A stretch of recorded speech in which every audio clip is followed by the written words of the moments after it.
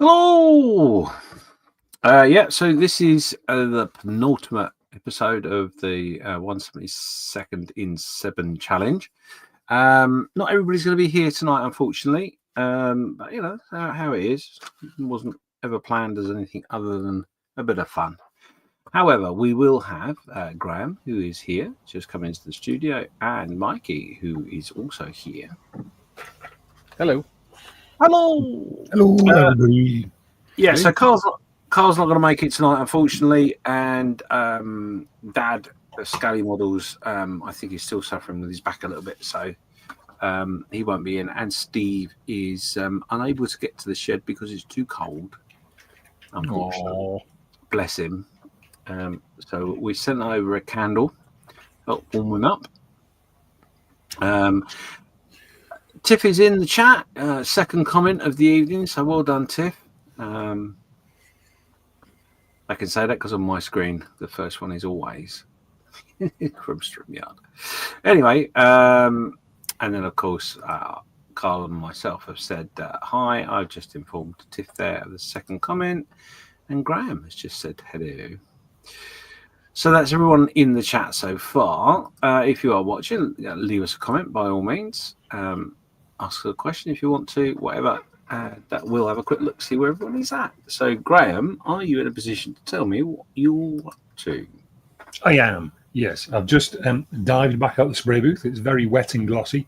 I'm all built with the Stuka. And I'm just in the process, as we went live, of putting the first coat of Dunkelgrün. In fact, what do you call it? Schwarzgrün, sorry. RLM 70 is the first colour. I nipped out early when I came in from work and stuck some primer on it, so I could get a bit of a jump start. Well done, you. Excellent. It's not ideal. There's a couple of little seams showing here and there, and a couple of bits and bobs that I could probably improve if I really took the time and effort. But that's not really in the spirit of a 7-day build, I don't think. So that's my excuse anyway, and I'm sticking to it. Don't blame you. I think that's a very good and valid excuse myself. So yeah, it's all about taking part. It's not about finishing. It's not about any of that. But it doesn't have to be perfect. But yeah, well done. I'm pleased to see you get to that stage. So yeah, I'm pleased to get to this stage. Surprisingly, you've got obviously this evening. Well, I say this evening because that's all that's left. But you got this evening, tomorrow. There isn't a case that we're saving it all for the stream or anything. So if you want to have a bit more of a play later tomorrow, then you can do. Not sure if we're going to do a stream tomorrow or not yet, but I'm going to try my best to get everybody we can to be around the table, because tomorrow is meant to be the last day. So, but it could run till Sunday. It's not the end of the world. I know it's not 7 days, but we have taken a few days off because of Christmas and New Year's. So. Cool. Mikey, how are you getting on? Wonderfully. Wonderfully. Still couldn't find the wheel. It's just, I don't think it was even on the sprue when I got it, to be honest. Because it's nowhere to be found. So what I'm going to do is, it's got undercarriage problems and it's coming in to land on one wheel. Oh, he's busy. Busy trying to crank it down, is he? Yeah. Oh, bless him. Bless him. Oh, well. You know, you're making the best of it. That's all that matters. Yeah. Cool. Myself, where we left off on our last stream was that I got the first colour down. Second colour, because I did the underneath already. So I'm just going to mark out the areas I'm going to do for the next part of the camo. Using some worms, which I'm just busy rolling out now. And I should be onto that hopefully this evening. And then see where it goes from there, really.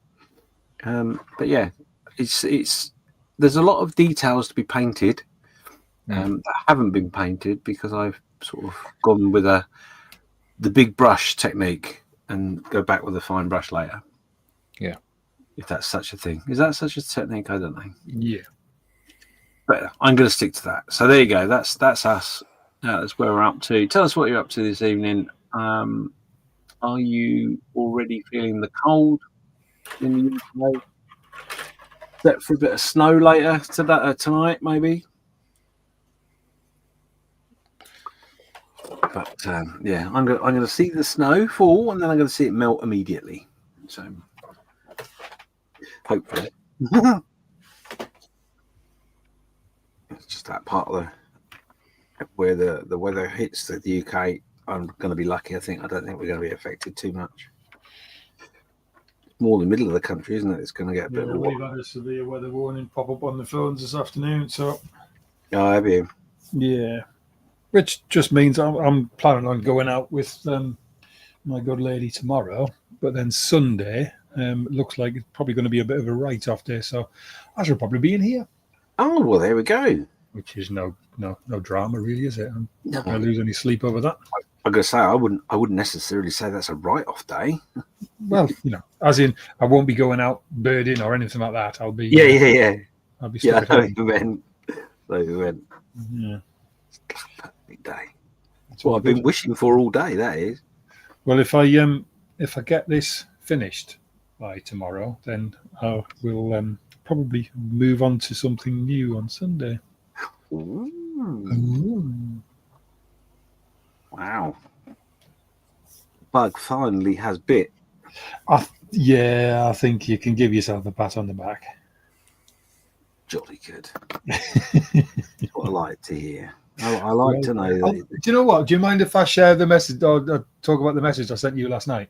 Yeah, by all means, of course you can. Yeah, so I came in from work last night. I had a bit of a rough day. I felt absolutely shattered. I hadn't had much sleep the night before. For some reason, I don't know why, but anxiety was kicking my backside. I don't know what. Anybody who suffers with anxiety, when you've got anxiety and you don't know why you've got anxiety, that's the worst type of anxiety because you can't just rationalize it or anything. It's just horrible. And I said to my missus, I sort of told James I'd have a chat with him in here, and I says to Nick, I don't think I can be bothered. I don't think I can do it. I just want to go to bed and just hide and just disappear. Anyway, she convinced me to come out, and I came out here. I did a bit of modelling. We just chatted about stuff, nothing specific, just stuff, and just a bit of modelling and an hour, 2 hours, whatever it was, with James. And you know what? I went in like a totally different person. It totally, utterly turned me around last night. It was the best thing I could have done. It was really good. So I sent James a little thank you for cheering me up.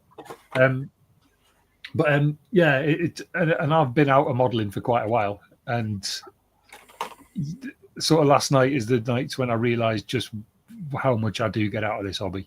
Yeah. So yeah, it was quite a nice, warm, fuzzy feeling. Yeah, I got to be honest. I went into the house feeling quite knackered myself, knowing that I got to go back to work. Yeah. After quite a considerable break, 3-week break, and I really wasn't looking forward to going back. In as much as not, I was looking forward to going back for the work, but you never quite know what you're going to be walking into. Not that it's that much trouble, but yeah. And plus, also, it's that time of year where people aren't actually returning back to work yet.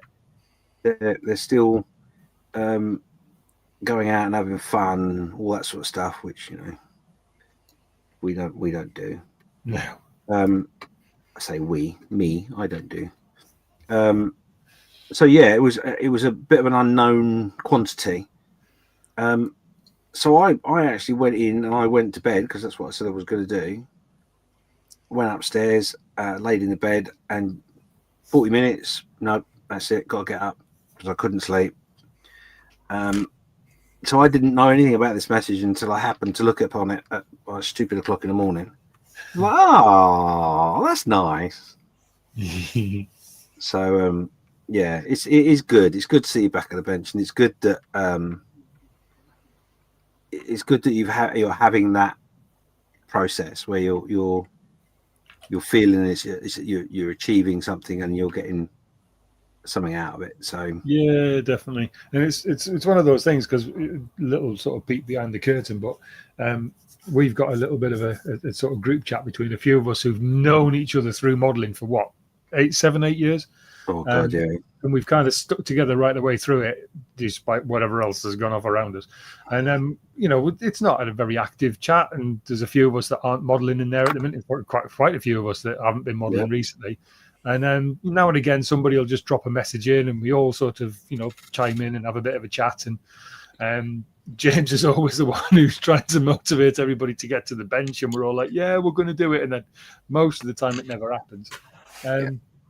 But this time he managed to convince me that it was a good thing to do, and then convinced me to do a flipping group build, which I just do not do group builds. Well, no, yeah, well, I know. I think that's although it's very kind of you to say that, that's not true. I didn't convince you to do a group build. Well, You volunteered yourself to do a group build, which I fell off the chair and went, I'm going to do a group build. What's that all about? yeah, kind of. So I was just, yeah. I know we talked about it, but at no point was I ever think for a second that it'd be like come on, Graham, come on, do a. I know you hate them. No. Do a group build. And I think that's possibly part of it. The fact that there was no cajoling. It was just like, this is happening. Jump in if you want, sort of thing. And I was like, yeah, go on then. And surprisingly, I normally with a group build, I feel really. It's quite hard to describe. I don't know what it is. Something about group builds messes with my head, and it puts pressure on me. And I feel, even when somebody goes, "Oh, there's no deadline. It doesn't matter what you do," but it doesn't. It's never sat comfortable with me. I think I've only ever completed one in 8 years of modelling. But on a whim, I just went, you know what? I've been eyeing that Stuka up for ages, and it's a little bit more in depth than the kits that you guys are doing. So I kind of knew I was putting a bit of pressure on myself, but yeah, it's been all right. I've enjoyed it. Yeah, you're right. I didn't. I purposely didn't say anything at the time, but I did think to myself, "Oh, he's gone for a Stuka." Oh God! I mean, look, it's a 70-second scale at 10 quid Airfix kit. It's not, it's not. It's certainly not a wing nut wings, but there's just a bit more involved, and I've put the full rack of bombs and all that kind of stuff on it as well. So, it's what you and I'm make also of it. going for the hardest scheme, which is probably a silly thing to do, but oh well. Well, that isn't anything more or less than we'd expect, if I'm honest. And I think that just the sheer fact that you're doing it. Yeah, is a bit of a heads up, not heads up, a bit of a hats off to you, really, because like you said, you're not really a group build sort of person. No, not at all. And it's given you, it's certainly given you a bit of an insight into it, and hopefully by the end of it, you'll go, well, actually, you know what, that wasn't as bad as I thought, and you haven't got any point gone, oh no, that's not right, because I've got that detail's got to be better, and I'm sure, if I'm honest, when you finished it, you'll look at it and go, yeah, I'm quite pleased with that. Yeah, I also think there'll be a little bit of you that goes, oh, I could have done better though.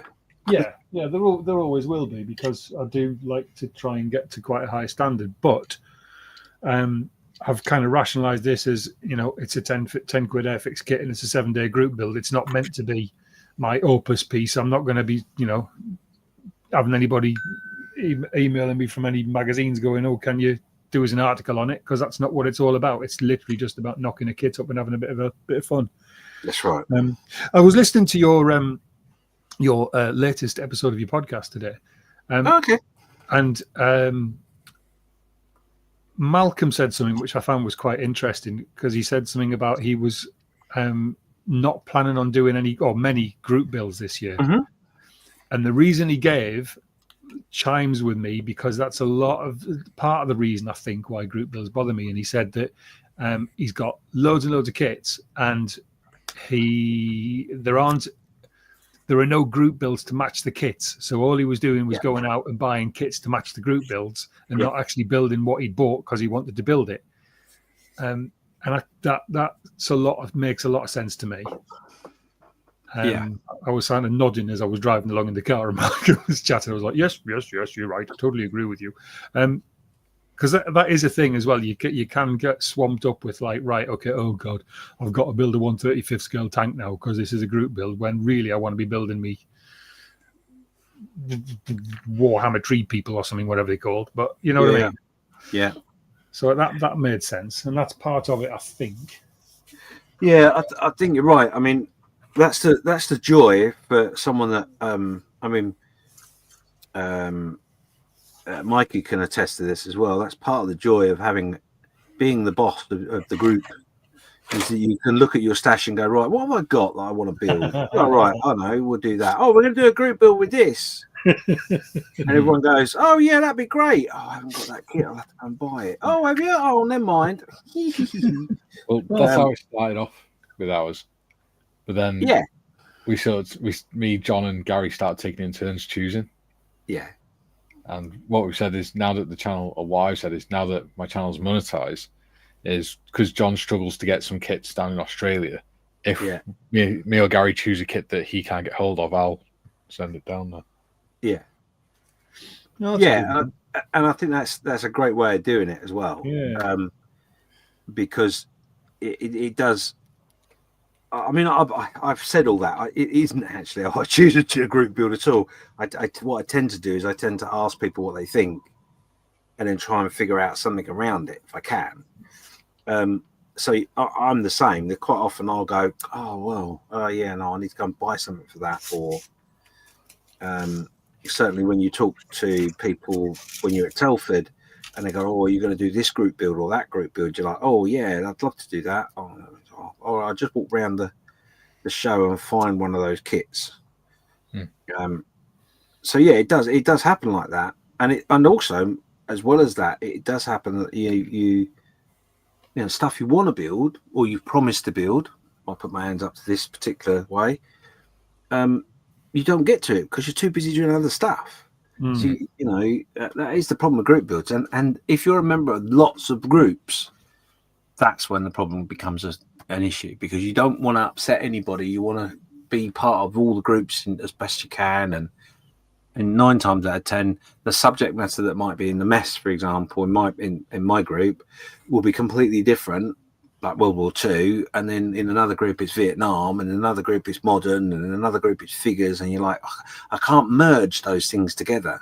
So yeah, it's quite difficult. Let me quickly go through the chat. John Works says, good evening and Happy New Year. Thank you very much. Dieter is there. He says, hello. Scott from Junk Works is saying, you can have our snow, James. Oh, I actually would like the snow. I was, when they were talking about snow, because it isn't that long, in all honesty, that we have the snow down south. So, a week, if we're lucky. I can't remember the last time it was more than a week. And it was, even when I say it's a week, it was lovely for the first day and then slushy, icy crap for the rest. So I wouldn't mind a good dose of snow, personally. I think it'd be good for us. But he says, I feel your pain with the anxiety. It can kick you right in the nuts when you least expect it. Yeah, absolutely. And Graham and I were talking about that as well. Well, I'll come back to that in a second. And Tiff's just telling me that she got the first comment, not the second. And that's what she's going to go with. And I don't blame you, because I'm only teasing you. So that's cool. Yeah, with the anxiety we were talking about, when we go around, I'm just sort of saying that I'm obviously dyslexic and have been diagnosed as dyslexic from a very young age. And basically dealt with it the best way I could, because I didn't have the support that I was going to have if the local authority had done the right thing and agreed with the Dyslexic Association that I was dyslexic, because it's all about funding. And realistically, the only way that I got through it was by me saying I am dyslexic and I will find a way to deal with it, which involved an awful lot of masking, the honest truth. Yep. Because that is often the only way you can, as a youngster, deal with it. you often get yourself into trouble because you're being a bit of a laugh of and joke of the class. It's all part of the masking. But what I hadn't realised until very recently, that actually, my mental health issues have been going on for quite a long time, firstly. And then obviously I'd learnt this wonderful skill called masking that I now could put onto something completely different to just dyslexia. So, it's literally very, very recently that I've suddenly had this moment of realization of, oh, damn, that's been going on for a lot longer. And it just gives you a right good kick in the nuts. Like, there's no other better way of putting it. Knocks you down flat, and you're like, I don't know why I feel that way. I don't want to feel that way. And it can be incredibly intrusive and all powering. All powering the right word? I'm not sure. Overpowering. Yeah, thank you. But it really can. It really can. And it's weird. It's like the model making. You know, I genuinely, I've been doing it for years, and I hadn't realised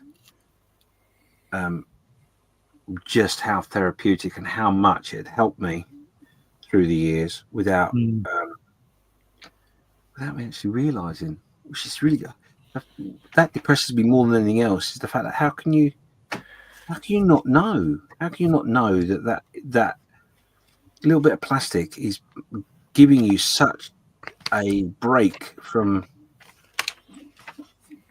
the trauma of anxiety? It's just beggars belief to me. Really, I realised that quite quickly because I've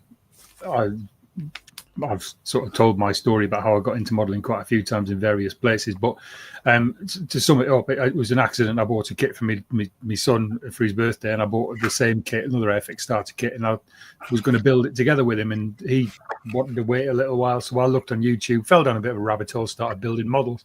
And at the time, I was really struggling at times with depression and anxiety, flicking between the two and or sometimes combining the two even at times. And I'd just been building models for a couple of weeks, and I think I'd just got in with a group of people talking through Google Hangouts and stuff like that. And my missus just said to me, she says, you're a different person when you come down out that room, you know. And at the time it was just a table in the corner of my guest room. And I kind of just dismissed it. And then I realized that even on the days when I was really struggling, I was always anticipating and looking forward to getting upstairs to the bench. And I just realized quite quickly that when I'm here, everything's good. Nothing really matters other than what's in front of me and the people who I'm talking to at the time. I think part of it as well is when you're in your modelling room building stuff, you're the one in control of everything. Yeah. There's nothing unpredictable. Yeah. Well, apart from missing wheels and seam lines. That's just challenge. Yeah. But you know what I mean? They are. Yes, you're right. They are exactly that. They are a challenge, and that is the best way to look at it. And you're right. You're in control of that of your surroundings. Yeah. Which, let's face it, if you're suffering from anxiety, a lot of the time you're pulling your and this isn't a pun towards me in any way, shape, or form, but you're pulling your hair out, thinking, oh, you know, they're going to be thinking I'm like this or whatever. And 9 times out of 10, it's nowhere close to what the truth is anyway. But when you're in your model room and you're out of the way, you are a different person. And I know my wife, who's probably in earshot, I would think she would agree with that statement quite readily. And I know that, I mean, my wife hasn't actually made an awful lot of. She's quite good in the fact that she will try and G me up and get me to do stuff and all that sort of stuff. Although I might moan about it at the time, I do appreciate what she does. Why change the habit of a lifetime? Well, that's right. Yeah, I'm a whinging pom. So, but she since this operation and the sickness I've gone through, or illness I've gone through of late, it's the first time that she's actually checked in with me. I can remember where she's actually said, "You all right? Because you seem a bit off today," or she doesn't normally do that. She normally doesn't say anything until she's had enough, and then says to me, "Will you get your head out of your ass?" Yeah. So I don't know. I think maybe, we were talking, weren't we, about people, loved ones that watch you go through these scenarios and of dealing with it all, mental health issues and stuff, and are supportive. There's nothing wrong in what they do or don't do, but the honest truth is they don't understand. Yeah. Until that moment comes where they experience a little bit of it themselves, and they go, "Oh wow!" Yeah. And I think my missus has just done that right now. Well, the last couple of weeks. So yeah. And I think, because this is what we were talking about, wasn't it? And it made me think about my wife, and obviously while I've not been well and stuff, she's had to go through a sea change of stuff during that period. So I can guarantee you she's had anxiety. I can guarantee you she's had a moment where she's been quite low and depressed. And I think she's sort of had a bit of a taste of it and gone, Although I've not asked her that, in fairness. I really should, because it'd be rude of me not to. But yeah, it's quite amazing. Right, let's have a quick look at the chat. Sorry, we're busy waffling on. Anyone wants to say something or chime in or ask a question or whatever, feel free to do so. I mean, I'll be quite open with you. Any question doesn't bother me. As long as it's not about gerbils, I'll answer it. Not a problem. Darren Hall is there. He's waving, saying hello. Hi, Darren.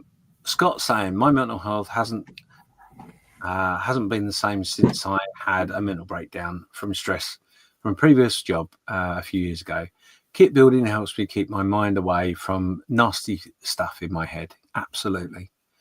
And I think that's I can only talk about myself, but I think a lot of people I know would agree with this or sympathise maybe with this statement, is that I'm the same. So I literally had a breakdown one day in a previous career back in 2000, and my life completely changed from that moment. And I think it's fair to say that although I wasn't doing model making at the time, but certainly afterwards,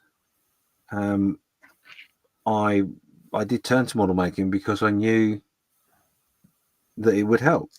And any hobby, anything that takes you away from your everyday normal and gives you something to concentrate on and not worry about what's going on around you. A mindful exercise is what they call it. Will assist you with dealing with your gremlins and your bits and pieces. Absolutely, old boy. So and it is quite amazing. The more years I do this and the more people I talk to, the more I understand that so many people use this hobby or hobbies like this to manage their well-being. And it's quite amazing when you come across someone that goes, no, I don't want to do that. What do I want to do that for? And even more so when you meet them years later and they go, oh yeah, I've been doing this for a little while now since I last saw you. Oh really? Have you now? But yeah, it's indubitably, as one of my customers said to me the other day. It is very, very good indeed.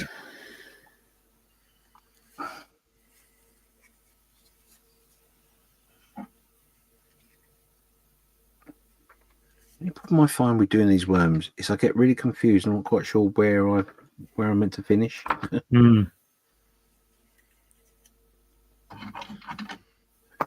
Sort of lose track of what the hell I'm doing. Yeah, and which colour is on which side of the line? Oh, don't. That'll be when I start painting it. That'll be the worst point. Is because I hate to say it, but my dyslexia will kick in big time because it's just like, well, you've done that wrong, ain't you? But I don't think that is dyslexia. I think that's something completely different. There is a word for it, but I can't think what it is. Your inner voice, inner critic.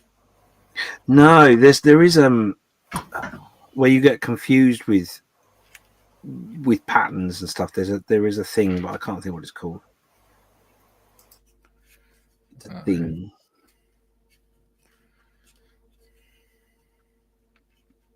Someone will know.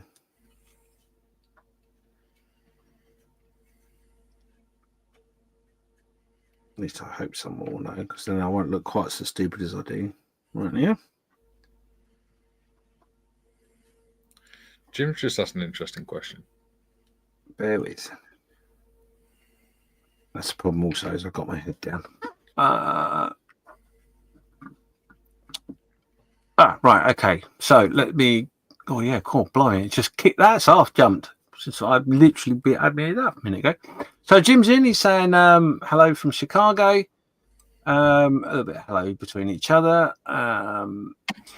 Jimmy's saying happy Friday night to all in the UK and Western Europe. Yep, indeed. Dita is saying busy building ARFF. Firefighter vehicle. Yep.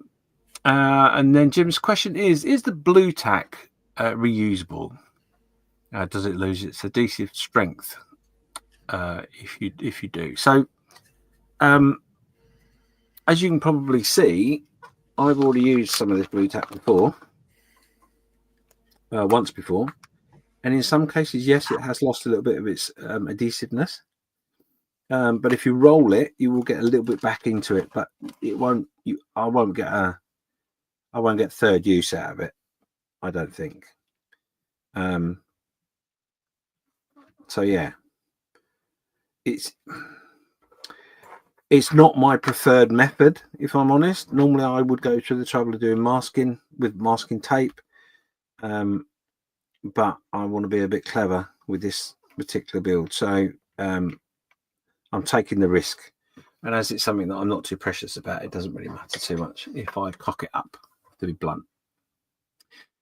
So yeah, if you're going to use it, I would personally roll it quite thin, use it once, throw it away. But I'm a tight ass, that's what I've got over there. I think actually this was, I think I put this on top of some cork and sprayed it, and I've taken it off, re-rolled it, put it back on cork a couple of times. So, but it isn't sticky at all, those balls. I've been reusing the same blue tack for 2 years or so. Have you? Yeah, it's still fine. As long as you mix it in properly afterwards. See, no, I don't. I generally just take it off and throw it in a drawer. And I used to have this wax paper. I normally roll it into that, try and keep it fresh. See, I find it, I leave it out, but I use it as a stress relief thing when I'm at my desk. So I just sit there and in my hand. So you're pumping the blue tack. Yeah, and constantly. That's probably why it's last year was that long then. Yeah. Scotch is warm saying, it up, it goes sticky again. Oh, okay, that's a good tip. I might give that a go. Scott's just saying my big problem now is because his work with small fiddly stuff at work all day. I don't always want to do the same at home. Yeah, that's true. Tiff is saying I went through a horrible situation nearly 2 years ago now. Mike, you will remember, and if it wasn't for his and other streams in this community and sitting at my bench, I wouldn't be here today. Sorry you went through that, modders. but it's good that you use that outlet. Yeah, and it's true. You know, I've met many people through the years who have been in similar situations, and I think a lot of the time, actually, the reality of the therapeutic power that this has allows you to have the ability to look back safely and realize you can make that statement. It's sad that it is, but yeah. But yeah, it's a lot of good. A lot of good comes out of hobbies and this community as well. You're right. Jim just says, "Thank you, James. I have tried the blue tack method a couple of times, but found it a bit too labor intensive. Prefer freehand when touch up and tightening the lines after that." Yeah. See, I'll be honest. The last lot of camouflage I did like this, I actually used masks. And you can reuse the masks. You get good quality ones, you can reuse them. And I've even to the point, I've got some in 1/48th, and I actually have used them on smaller aircraft. So it seems like a lot of money to get masks, and a bit of a waste of time, but actually they're not. They save you a bit of time in doing that particular model, and if you're careful and you look after them, i.e. peel them out, use them, and then put them back into where the holes are on the mask set, you should be able to use them a good few times, and it's a lot easier. And then, of course, once you've got to the point where that particular shape isn't usable, you've got an outline in which you can trace, which makes it a little bit easier as well if you're using masking tape, etc. So, but there are lots of ways of doing it. But yeah, I'm just being lazy tonight with this. So. I'll do the same as Jim generally. I'll do it freehand and then go back in and touch it up.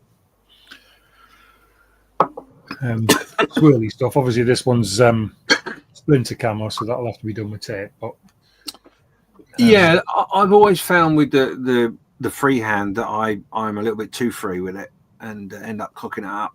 So when I try and go back in to tighten it all up, I just make a mess. Well, fucking practice. At the end of the day, it's all about practice. And if you take the time and trouble, you'll learn how to do it. You'll be fine. I've just had a bash at that one, didn't I, the other day? Yeah. It's not perfect. It needs a little bit of going over again because the colour's a little bit mottly on, especially on the green. But in all honesty, if I put a satin coat on that and weathered it a little bit, it would be okay. But that was done freehand, and then just have to go back in and sort of adjust it a little bit and tighten it up a little. But yeah, I quite enjoy doing it as well.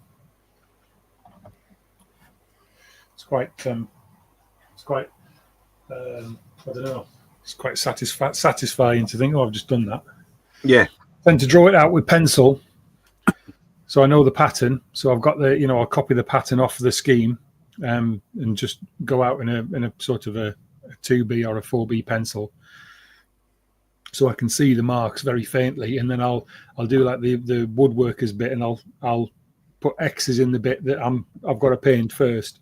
Yeah.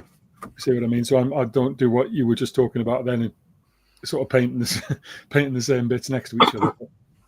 I think that's the thing is I haven't. It scares me. It scares me to do it in that method. So I haven't really tried sufficiently enough to be able to say that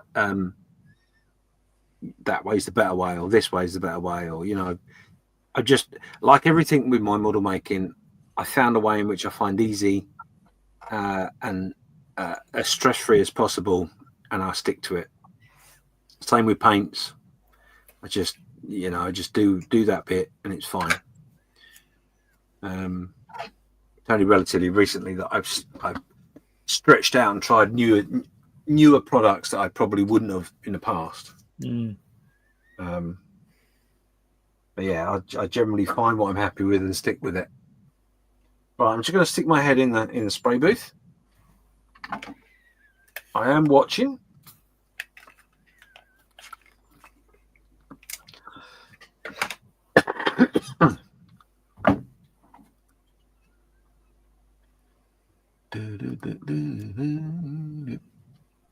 Ooh, don't sing on YouTube.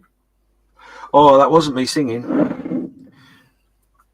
There wasn't a note there at all, really.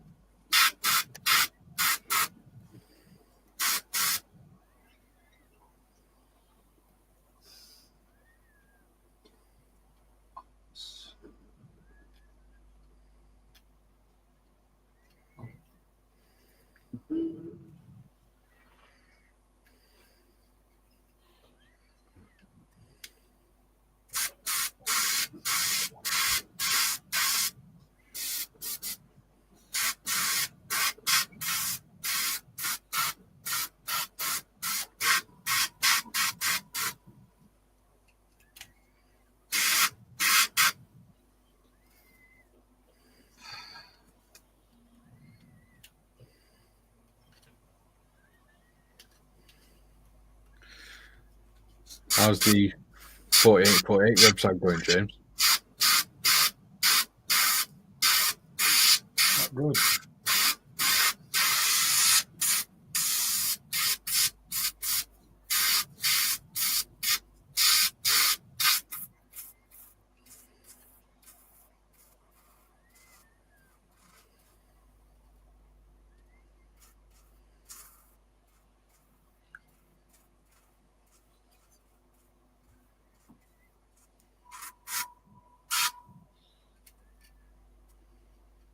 One second, Mikey.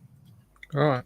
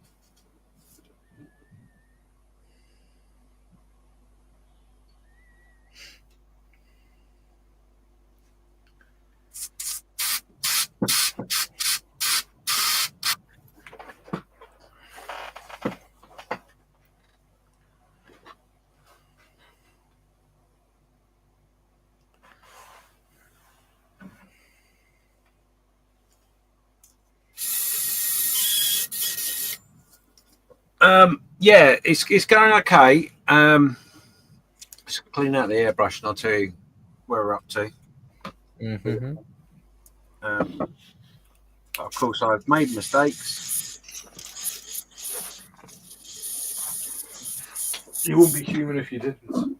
Oh, do you know what? Literally, the first bit of paint, I went, it's in the wrong place. God damn it.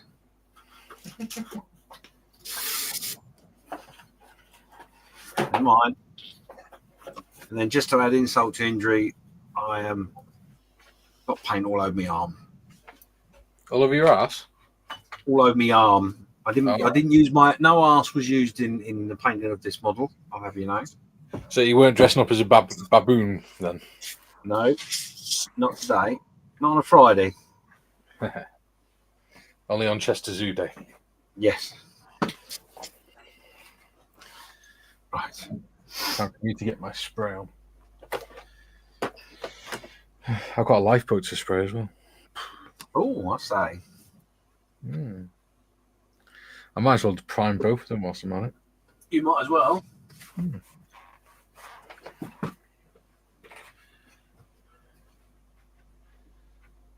Right, so the 48 and 48, yes. The website's up and running. We've got the donators, people that donated stuff for the auctions last year on the website, giving them a bit of advertising. Steph is busy talking to them in the background to get them all signed up for this year, and as expected, the usual suspects will be there, and there's a good few more that are joining. So that's good. The website has also got most, not all, but most of those that put reveal pictures into the reveal album on the Model Officer's Mess. And I've located a few that haven't done that, but if I get time, I will have another look at some point and maybe add a few more in. But that's all done just to show what we're trying to achieve. And we're literally at the point, I think, really, that we're working on the merch. I've not done a good job on this at all. Damn. Never mind. We're busy working on the merch at the moment, which shouldn't be too long away from being up on the website. Ooh, look forward to seeing that. That's going to take a little while because as I said, we're going to use a third party who basically will do everything. You'll go into our little shop on their website and order what you want. Cool. So that'd be cool. Certainly make it a lot easier for us. We won't make an awful lot of money out of it, is the honest truth.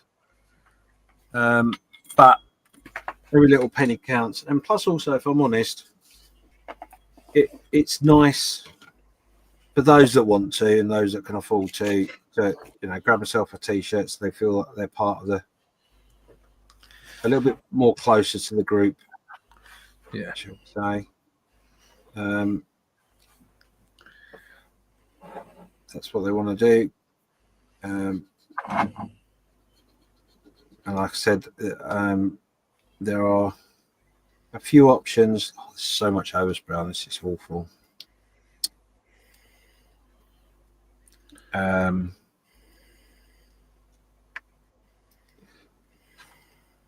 Yeah, I think piss poor is the word I'm looking for. I think I need to change my spray booth filter.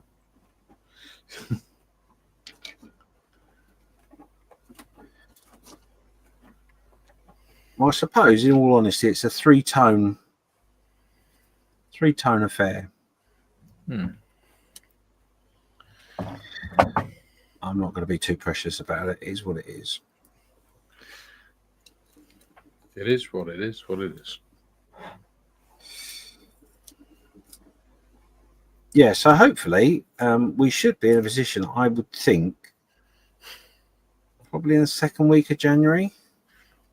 You mean next week? This week? The second week of January. Yes. We're already at the end of the first one. Well, it's not 7 days in, is it? Let's be honest. Yeah, by the second week, I think we'll be in a position where we've pretty much got everything up and running. Excellent. I'm looking forward to it. We've only got obviously the auction won't be announced. What's coming in and all the rest of it won't be announced until very near the date. Yeah. And that's not us being mischievous. It's just that's just the way it's going to be. Yeah.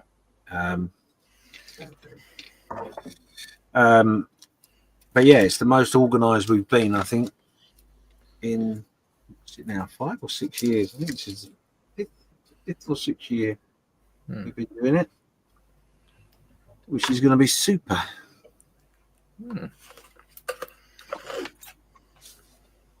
I'm looking forward to it. Been absolutely exhausted and hanging out my ass while spraying again. Well, you know, like I said, I've always said it's all about kit choice. It's all about preparation. It's all about making sure you've got everything you need. And if you haven't got one, I would suggest strongly get yourself a little travel hairdryer because that is a game changer. Well, to be fair, I didn't have to do much spraying on mine. Huh? I didn't have to do much spraying on mine. Well, it's really down to, like I say, if you choose the right kit, you might not have to do much spraying, and then it's really a case of just hitting milestones. So you know, you get to a certain point in each day, and that's when you do your spraying, and then you go to bed. Yeah. You know, last year I did that Challenger tank with the fire coming out front, didn't I? Yeah, you did. Yeah. So most of mine was electronics. Yeah. So you pushed the boat out. Yeah, I enjoyed it. I got 6 hours sleep. That's enough. Yeah, I was helping on the Discord as well, so that's time. Yeah, that's the thing. Is that there are other things going on in there. So you got to make sure you sleep properly and look after yourself. I don't want anyone being ill. That isn't the idea. No. Yeah. Right. So, as you can possibly see, there's a bit of overspray here and there, but I'm going to get around that a different way. Not quite sure how yet, but I'll get around it a different way. I think I'll probably end up weathering it in somehow. You'll figure it out, James. You're good like that. The disappointing thing is I can't believe how piss poor I've done it. That's the bit that's annoying me. It's like, oh, you went to all that effort and you fucked it up. Right.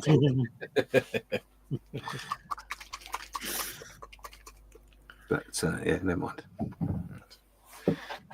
Never get spray on. All right. If you need me, give me a chance to unmute my mic. Yeah, no worries.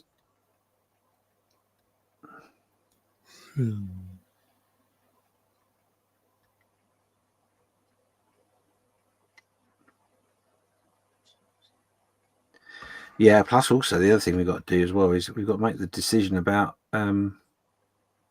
what kit, if we're going to nominate a kit and what kit it is. Haven't done that yet. Well, we're going to, basically what we're going to do is we're going to give an option. You can build what you want. There is no pressure, nothing at all. But this year we decided we'd add a couple of elements of challenge onto it.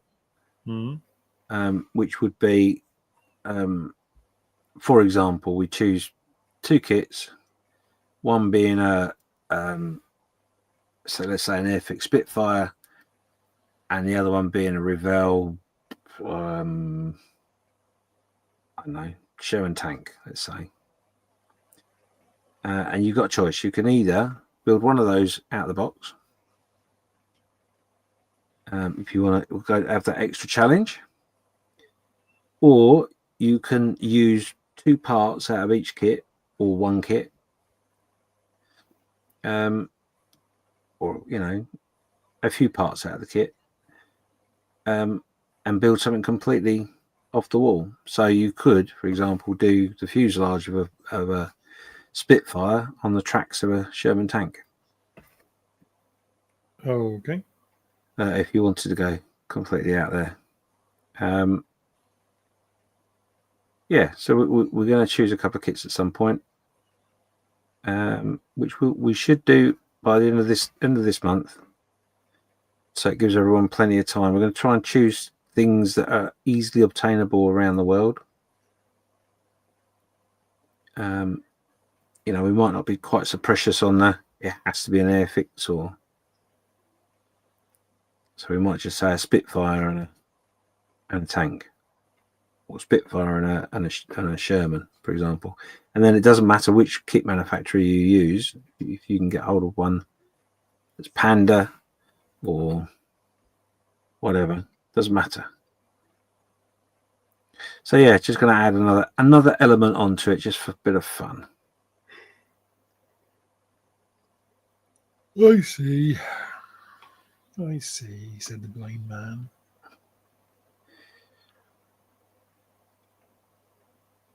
Because what would be really cool would be, like, for example, do a Revell camper van and a Bandai STS. Is it STS? The little walking thing from Star Wars. And you can marry the two together. For example, just something a little bit off the wall. I'm pretty sure I tried to build a Revell camper once. I think the only thing that would be good for was that AT-ST thing to stamp all over it. Do go quite well together, in fairness, those two kits. It was a horrible kit, that was. I mean, it depends how much time we've got. If we You got 48 hours, James.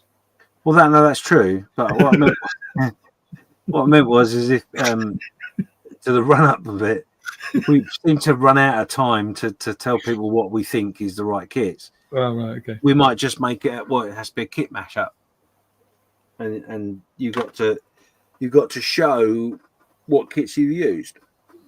So then you could use anything. So if you've got some stuff out of your bits box, which some modelers have lots of bits and pieces, you can just delve into your bits box and just make something out of that. That'd be quite fun. Something different.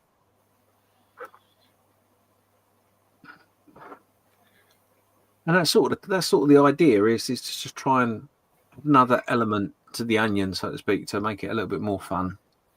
And that's why we opened it up from just the 1/48 kits to anything, basically. Gets more people involved. I didn't realise you'd done that. Yeah. Initially it used to be a 1/48 kit. I mean, when we first started, what we did is we actually told people what the subject was going to be as well. So the first one we did was a Fokker, and the second one we did was Fokker's friends or something like that. Was it Fokker's friends or no? Fokker's foes. That's what it was. So it was around the same sort of genre. And then we did just anything that's 1/48. And then we had a few people say, "Oh, I don't like doing 1/48. I like doing this size or that size. Can I do this? Can I do that?" And in the end, I just said, "Do you know what? Actually, as I've always said, it's all about being involved. It doesn't really matter what you're building." So, of course, when we opened it up, we ended up having people building parts of, Bismarck, big Bismarcks, and figure painting, and book nooks, and all sorts. So you get a real big variety of stuff now, and that's what I said. It's all about choosing the right thing, the thing that you think you can manage within the time scale, even though you don't have to finish it. it's still, you know, and you now find you're now finding a lot of people are getting quite simple kits, building the kit and being quite happy with it, and then going, oh, do you know what? I'm going to make a base for it because I've got time. Or you got people that have done that 1 year and gone, I know I can do that, so I'm going to actually plan to do something with that. I mean, obviously the Dutch get very carried away and do all sorts of silly stuff, but that's the Dutch. You know, they do electronics and God knows what. Yeah. So it's all about what you feel is in your capabilities. You know, if you feel you can do that, then do that.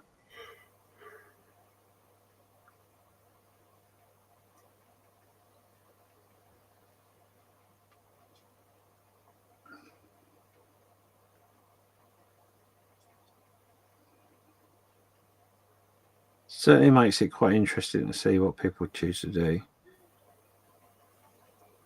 And one thing I've learned over the last year or so is that, you know, if you want to, obviously there's a big push now. Push, is that the right word? There's a lot more 1/16 style stuff around.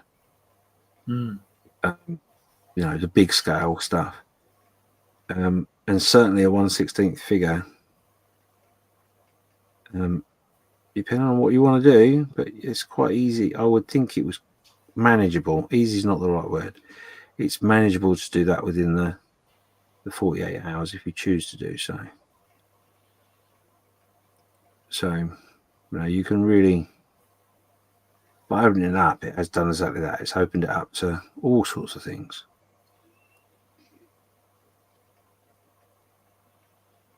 Which means more people get involved, more chance of cross-pollination with ideas and all that sort of stuff as well. Makes the event a lot more exciting.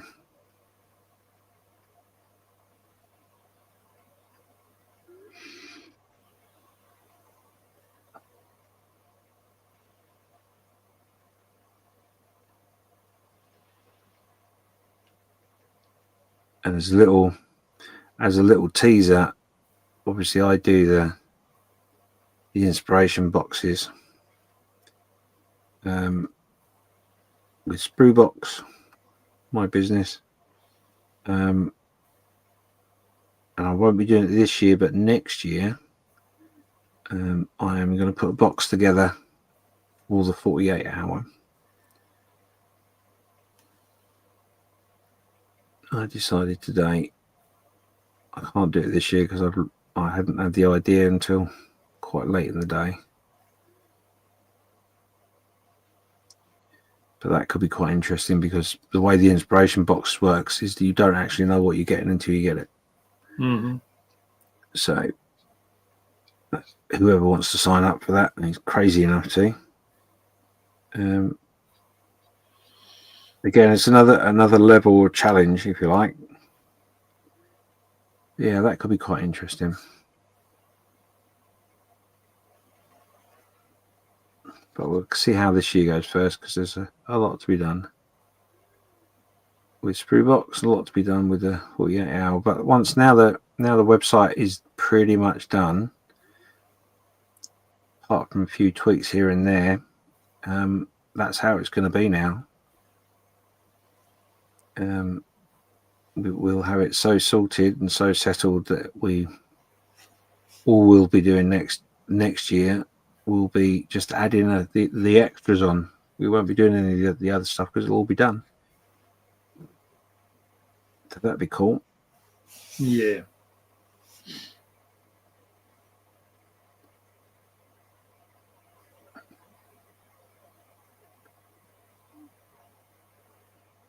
And I think the other thing as well, I think what we might try and do, I haven't spoken to Carl about this, but it's a thought process. What we might try and do is we have a process in how we make our artwork. So it is possible that at the end of this year, a week or maybe even less time than that after the event's finished, following years stuff will all be available, so you can start buying it much earlier and having it much earlier, so you can save up.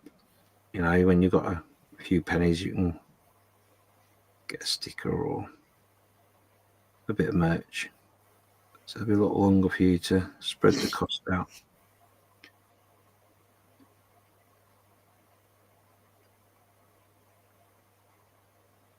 And if you have bought the merch previously, you can, of course, you wear that merch. Obviously, it's last year's, but it still promotes the event. That's all it's meant to do.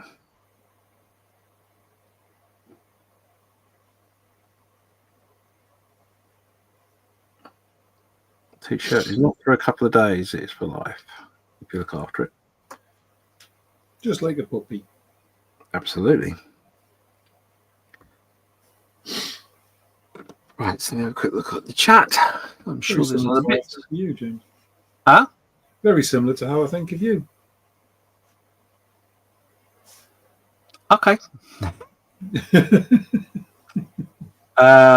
Tiff's brought the gerbils up. So at least it was the paint up your ass, not the gerbils. Yep.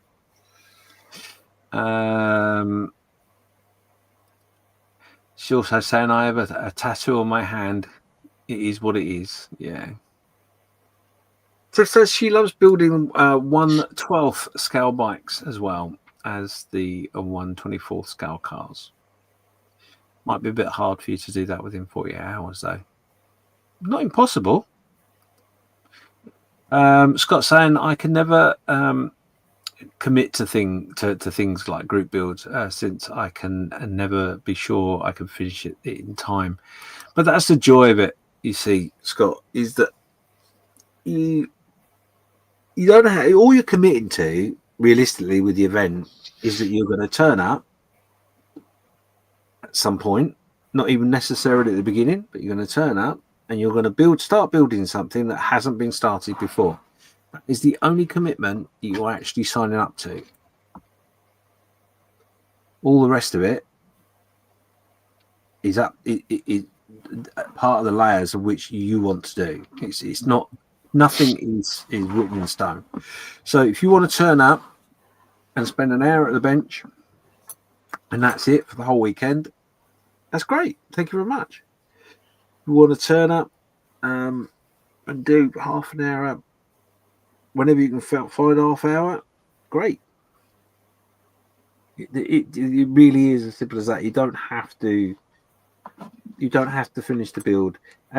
And the way that the album works, the reveal album works, is that we ask you to put a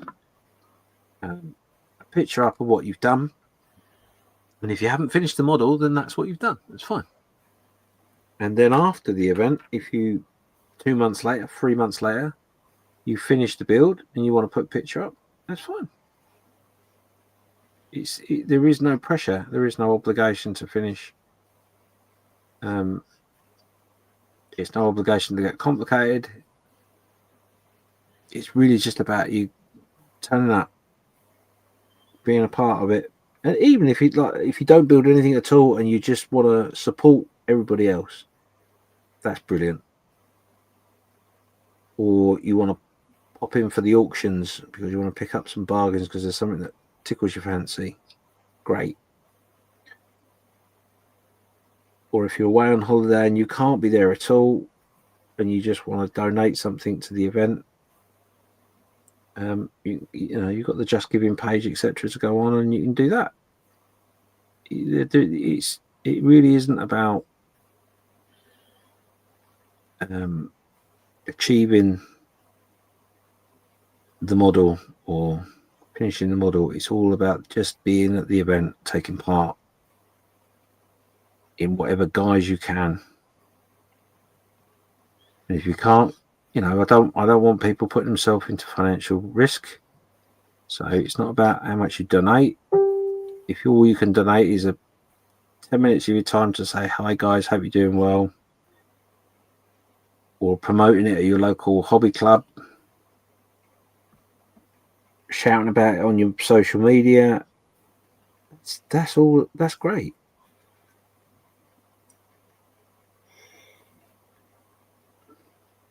Every little bit helps.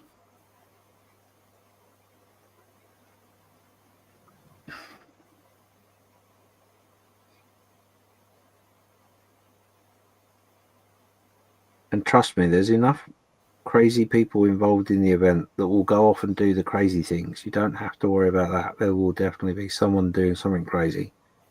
Always is. Whether it's someone wanting to build 3 models in 48 hours, or a massive diorama, which you've had 1 year, with lights and smoke effects and God knows what. And that's up to them. Those people will do what they do anyway, so you don't have to worry about that. There will always be someone doing that.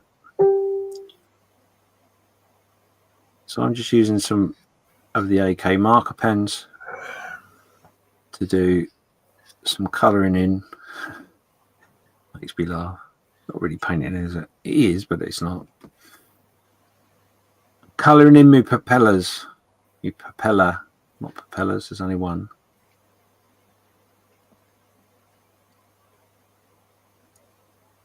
And this is the first time I've used these pens in anger, and I'll tell you what, I'm quite chuffed with them. They're a bit of a game changer.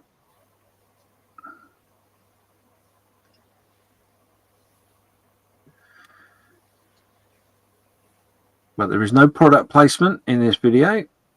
It's just what I have on my bench.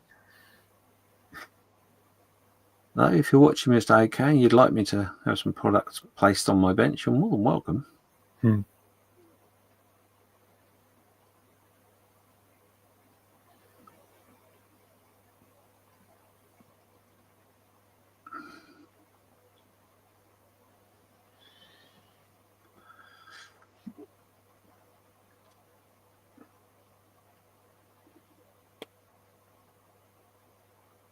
Right.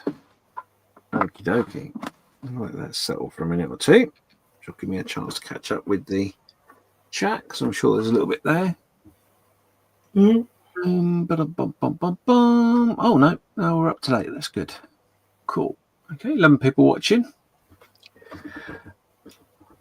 Well, you must be watching something else at the same time, because it's not that riveting.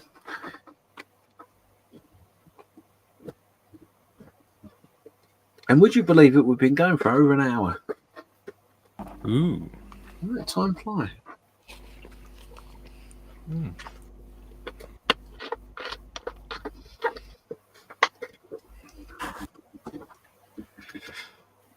Did time fly when you're having fun?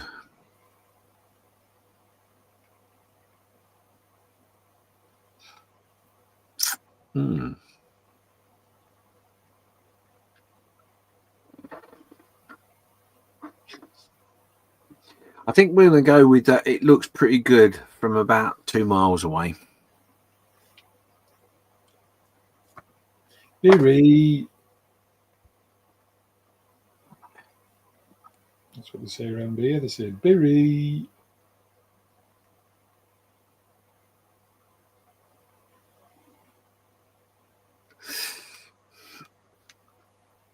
Oh yeah, Tiff's building a waterfall out of little bricks. And God, they are little bricks.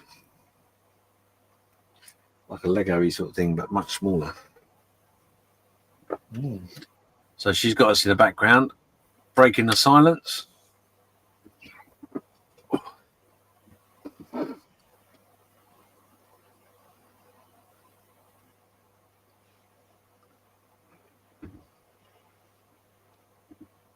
She must be lonely if she needs us to keep her company. Well, I wasn't going to go down that road, Mikey, but yeah. You're not wrong. You're not wrong.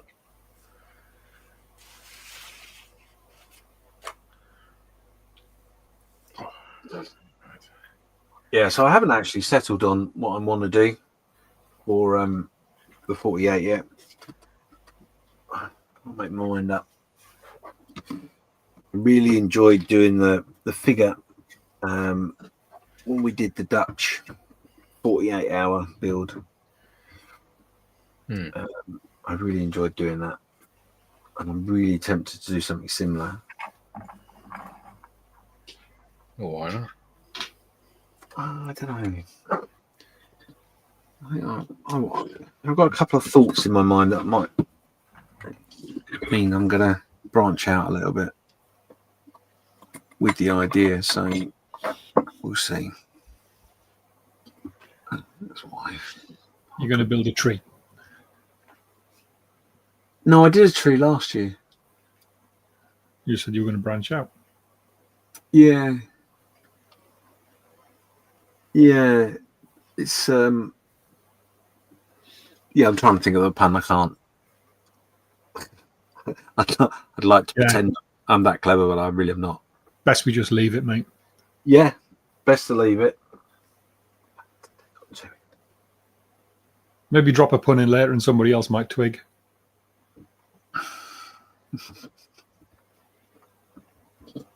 But it's good to know the 48 and 48's taking root.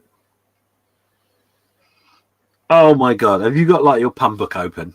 And we're not just barking up the wrong tree. Just keep chipping away. Don't you find that after 48 hours it saps your energy? This year, right, if you carry on with that pun book.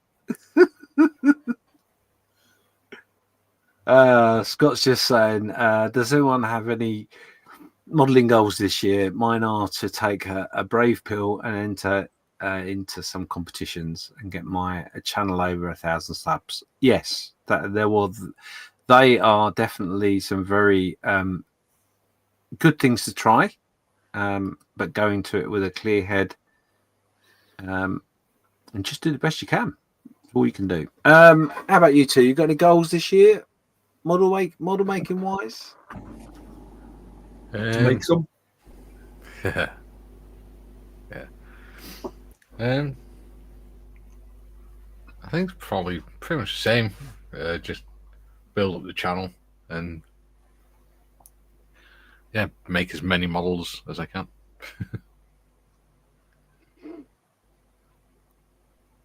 Probably a bit of a hard question for you, Graham, I think, wouldn't it?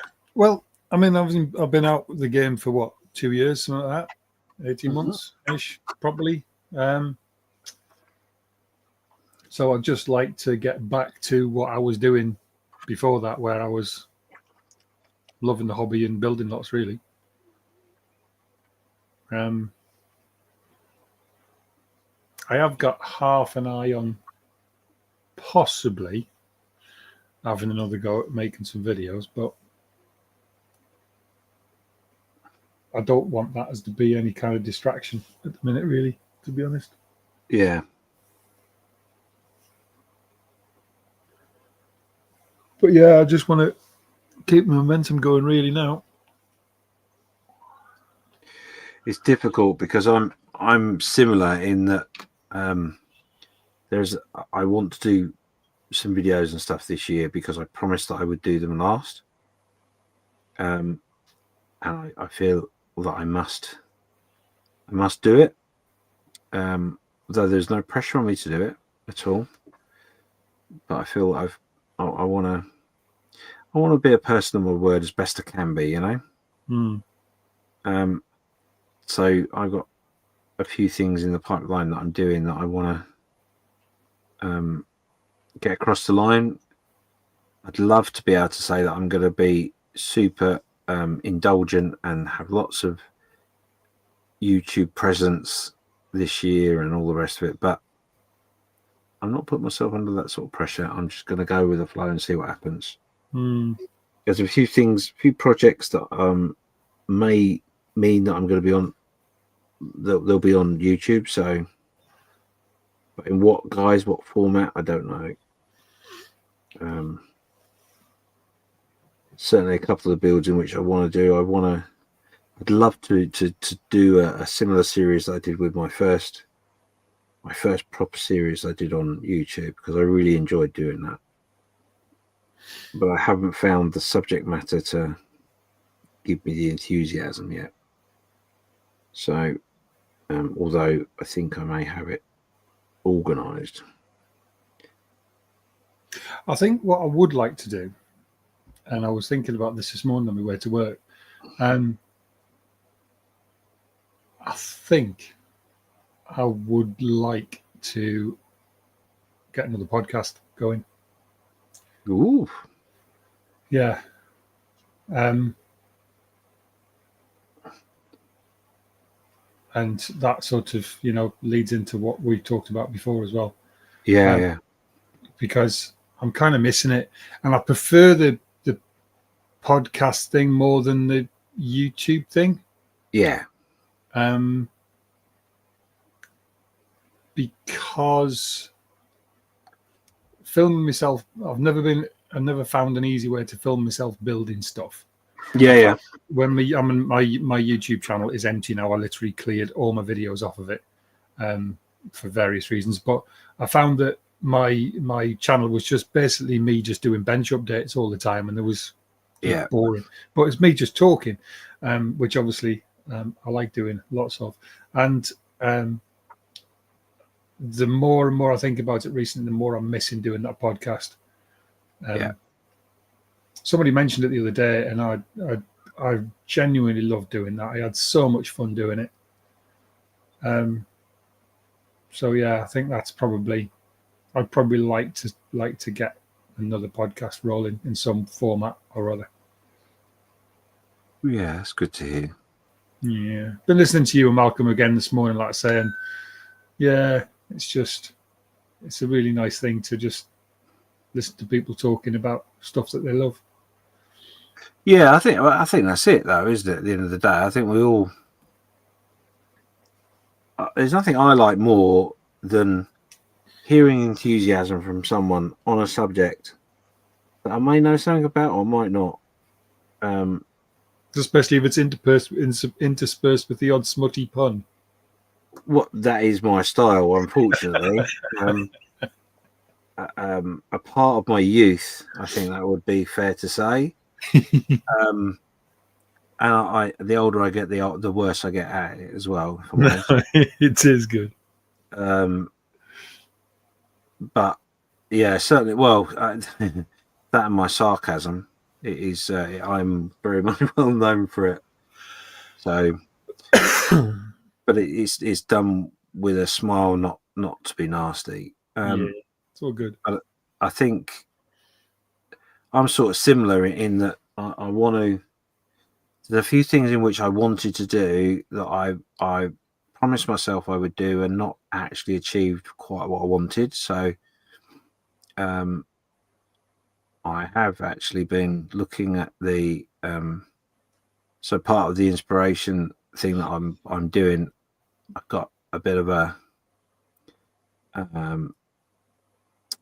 what's the nicest way of putting it? I got a little bit of a exciting process with that at the moment. So I got my teeth into it, for want of a better phrase. And one of the things I wanted to do with that was to have to increase the community that I've already got, and give them a platform, a place in which they can raise their voice and whatever. And Discord was something in which I really wanted to utilize, but I never really did it properly. Honest truth. So I'm revisiting that, and I'm also revisiting a few ideas as to how to help increase that as well. So there is a project underway in relation to that as we speak, and I'm hoping that will be all up and running properly fairly soon. But again, that does involve a bit of a commitment, and I've got to make sure that I don't overpromise. So yeah, watch this space. I'm not going to say any more than that at the moment, but if I manage to actually achieve it, it will be quite wonderful. That would make my year. Obviously, we've got the already spoken about the 48. That's important to me this year to get that right and to get that to get it right, because this year will formulate the going forward years as well. So that's very important that we get that done properly. And so far, it's all looking very, very good at the moment. So that's cool. I also want to sit with my friend and talk to my friend and do my podcast, because I really enjoy talking to Malcolm. We have such a laugh, and we really. I know I can be a bit smutty and whatever, but we just share a sense of humour, and it's really, really nice to be able to sit with somebody and sort of chat about something and chuckle like two little school kids, because we're both thinking the same thing, and we don't have to worry about anything. We're not worrying about offending anybody, or so that's pretty cool. I enjoy that. It is. There's a good chemistry between you two. Yeah, I don't know how we put up with each other. I've got to be honest. Yeah, I don't think his wife would allow us to be in the same room together. not if she's aware of it, because it would drive her nuts, I'm sure. Bless. But yeah, it's I do enjoy doing it. So yeah, a bit more of that. What else? Yeah, I just want to get more settled and more doing what I love doing.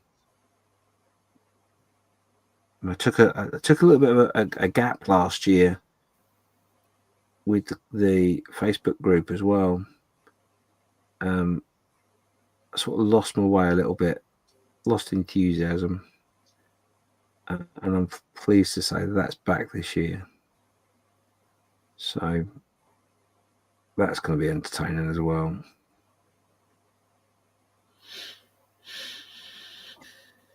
So there's a lot to look forward to. Nice question, Scott. How about yourself? What plans have you got to get yourself to your 1,000 subs? Have you got something in mind? Something like a group build, or something special, or are you just going to increase? I couldn't say improve. That's the wrong phrase. Increase the amount of videos you manage to put in or out there. Are there? I've been obviously not away from the whole modelling thing for a while, so I've not watched that many videos, but I dropped back onto Scott's channel the other night and started watching your latest build, Scott, the tiger and the king tiger and the diorama thing. I kind of like what you've done with the AI voice. I like it. Yeah, especially the male one, because I think you changed from this first to the second video. I kind of like it. It's quite a good idea, and it works really well because there's no sort of dodgy inflection or anything, unless it's your voice and you're disguising yourself really well. But yeah, I kind of like it. It works really well. And it's a lovely build as well, by the way. Oh, I'm intrigued. I'm going to have to just have a little look. Yeah, so I'm not sure how he's done it, but instead of Scott talking, he's got like like these AI voices you have on like TikTok and stuff. But quite often they're kind of a bit graty, or their inflection's all wrong and they don't quite pronounce the words right. But whatever app he's using to do it is really bloody good. It just sounds like somebody talking. Cool. It's very, very clever.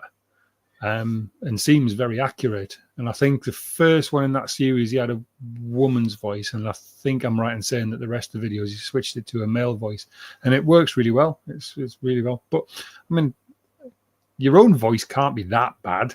But do you know what? It's not. Maybe it's not down to his voice. I mean, because I have looked at those myself, and you can by saying a certain phrase or whatever, you can put your own voice on there on those sort of things.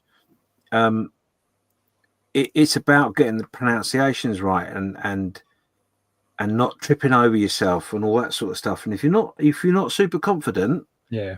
it's a really good way of getting around that. Because I did tinker with it a little bit myself. And I'll be honest, time got the better of me, and I didn't really follow it up properly. So I'd be really interested in that. I didn't realise that's if you're willing to tell us, Scott, tell us how you're doing it. That'd be really cool.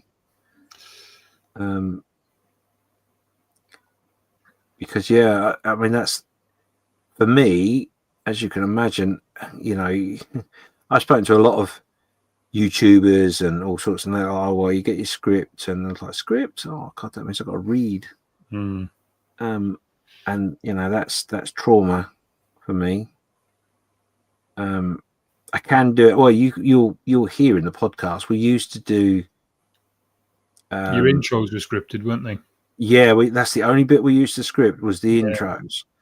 Yeah. But we haven't done that for quite some time. And part of it was that I just scared the crap out of me every time. And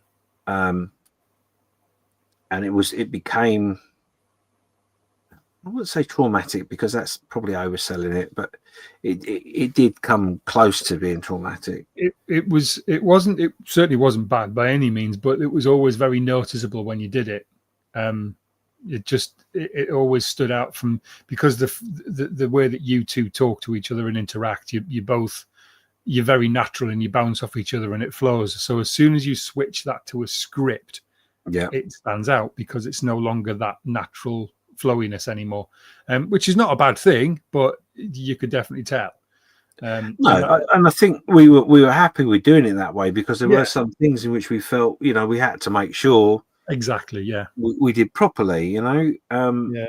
You know, reading someone's name out, and I'll be honest, though Malcolm never said anything, bless him, it did get to a point that the way we did the script, every time we went to read it, Malcolm would say to me, right, you going first or second? And I go, oh, I'll go first. Go, oh, okay then. But the main reason was because I knew there were certain things that I'd avoid by going first. Or second, or whichever it was. And one of the things was reading everybody's names out. I used to hate doing that because it was just too much. But Malcolm was always with the editing because it, however broken it might have sounded when you heard it, I guarantee it may have been a lot worse. Because he used to give me quite a lot of anxiety as well. Actually, funny enough.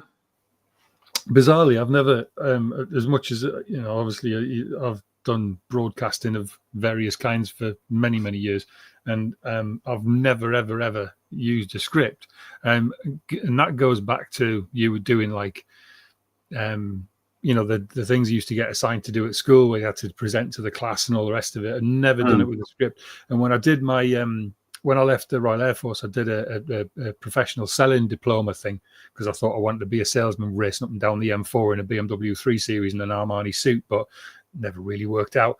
When I was doing this diploma, obviously you do your sales training and then you do your work experience, and then you have to come back and you have to do a role play at the end. Which is like effectively pretending you're going into a customer to sell something. And everybody building up to it was sitting back in the hotel and they were writing out this long, detailed spiel of exactly what they were going to say and, how they were anticipating and on 3 or 4 different questions that they might get asked and all the different variables of the answers they could put. And they had pages and pages. And I sat down with all good intentions to do that. And after about half an hour, I just thought, I can't do this. I literally can't do it. And just threw the notebook to one side, went down to the bar and had a few pints. And I remember walking into my role play and everybody was sitting there outside with reams and reams of paper reading through it. And they're all kind of looking at me going, where's your notes? I'm like, I ain't got any. I haven't got any. And they were like, that's a massive risk. I'm like, I don't need it. I really don't. And I walked into that thing and I absolutely, blow me on trumpet a little bit, but I absolutely smashed it. Just never faltered, never hesitated, bounced off all the questions and literally just rolled through it. And that kind of summed it up for me. I don't like working to a script. I'd much rather wing it. And I've done that with everything I've done ever since. But see, this is the weird thing, right? So, yeah, I totally get that and appreciate that because that's how I've done my life. So, you know, when we do role play in any training exercise and stuff, I hate volunteering. I quite happily sit quietly, and you know, if I get forced to do it, I'm fine. But there's that initial, I'm not sure I can cope with it. But once I get up, I'm normally pretty good because what I've always tended to do is you know, when you're in a role play situation, you 9 times out of 10 you're role playing against someone else. Mm-hmm. So it's not your tutor per se. It might be someone that's with you know, on the training course with you or doing an interview or whatever. So I've always gone with the attitude is, well, I'm going to help that person because they, you know, if they're struggling, I'm in control because I'm helping.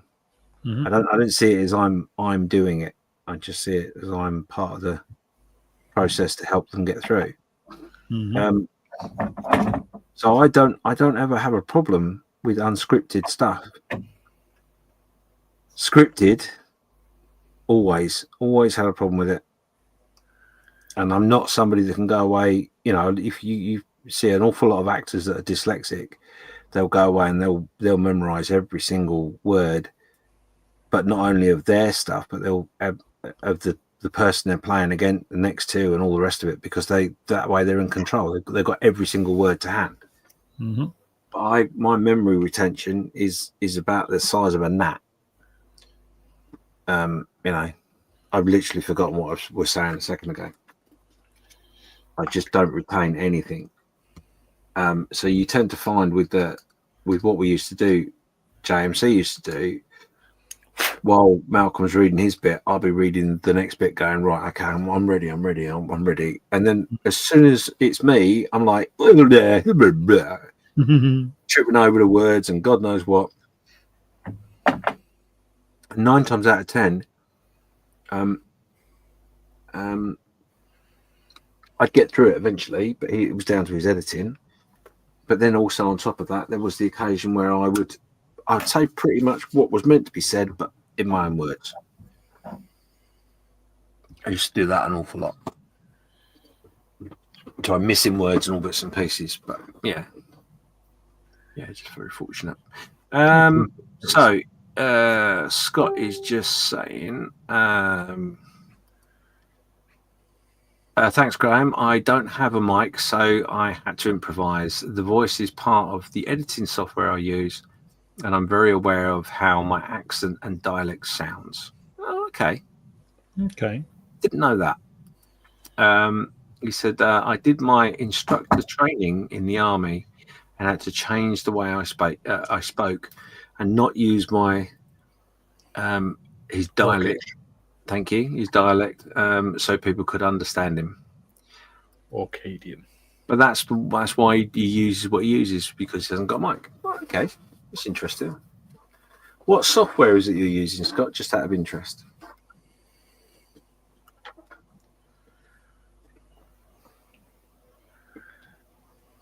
I'm going to say CapCut.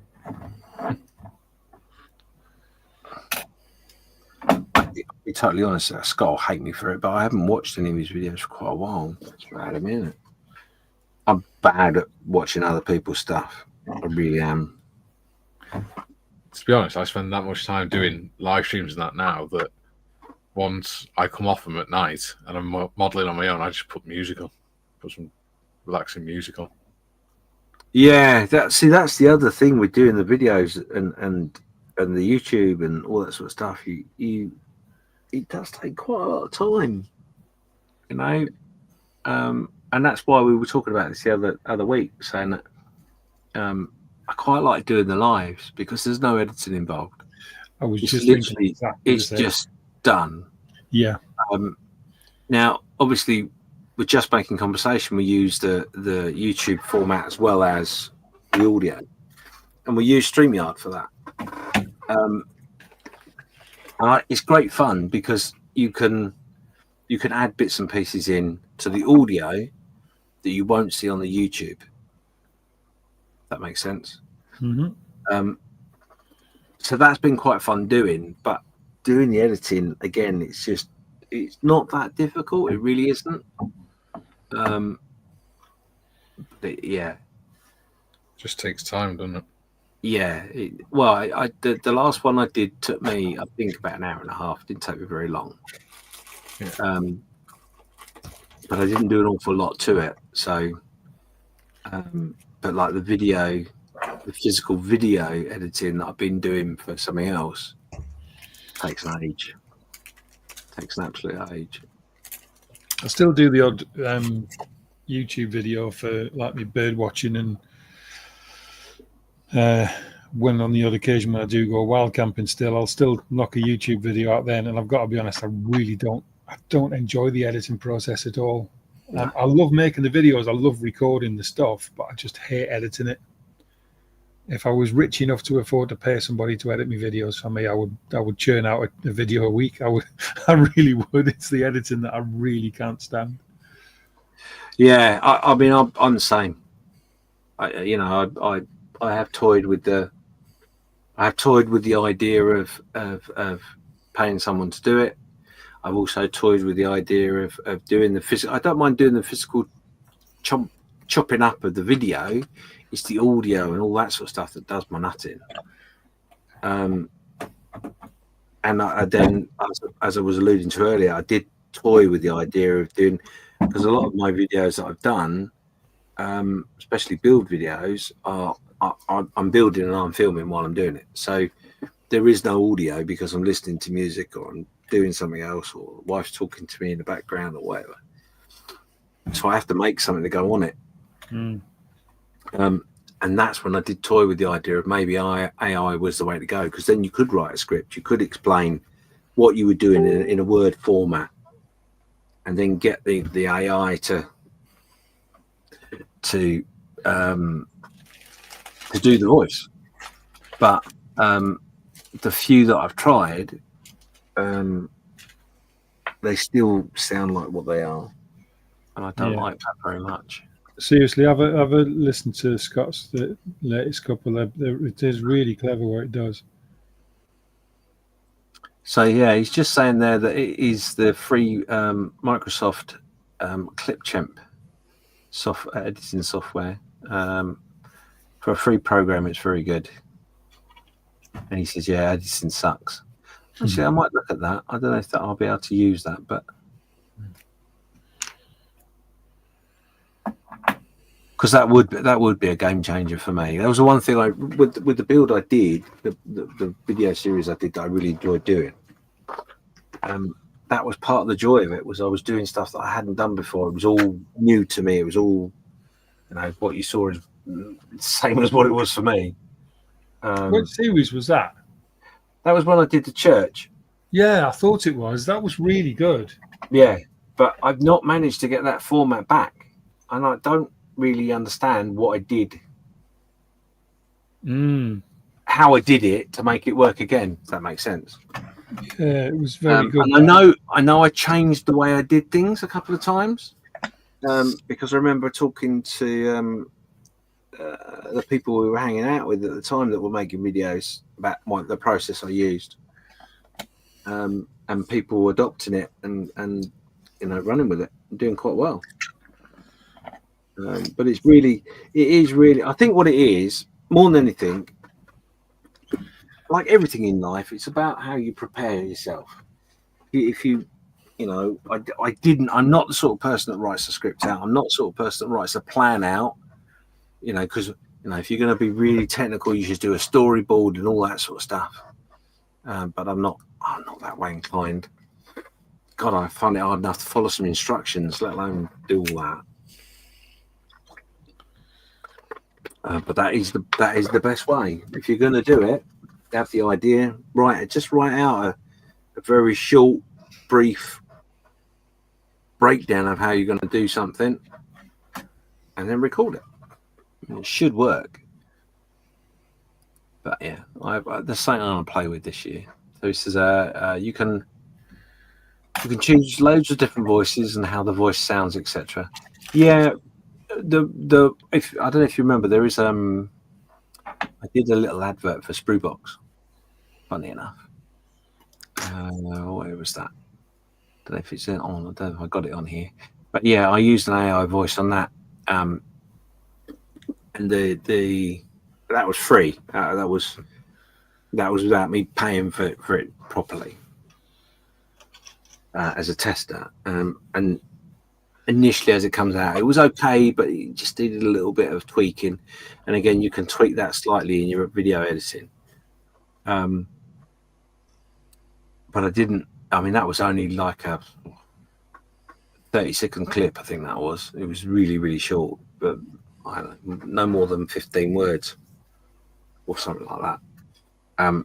But yeah, to do that all the way through a long series would be a mind-blowing exercise. I'm not sure I'm capable of or wanting to do. So, but yeah, that's a good idea. I will check your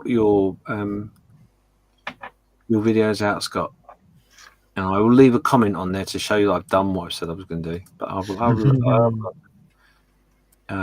because I'd be interested to see if there's a way of doing it. I'd love to do that. And I'll be honest, though I hate the idea of AI, it does have a place. It can help. Mm-hmm. And I've certainly found that over the last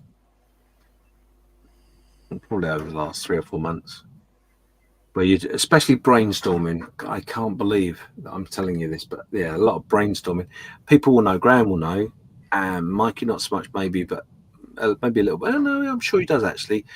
I'm very much the sort of person that bounces ideas off people. Mm-hmm. And I like to pick people's brains about stuff. But people do get quite, well, they don't get annoyed, but it can be quite, oh, come on, James, give me a break. So I have actually used that with the AI, and I'm amazed, absolutely amazed by it. And the more you interact with it, the better it gets as well. That's the scary part. But yeah.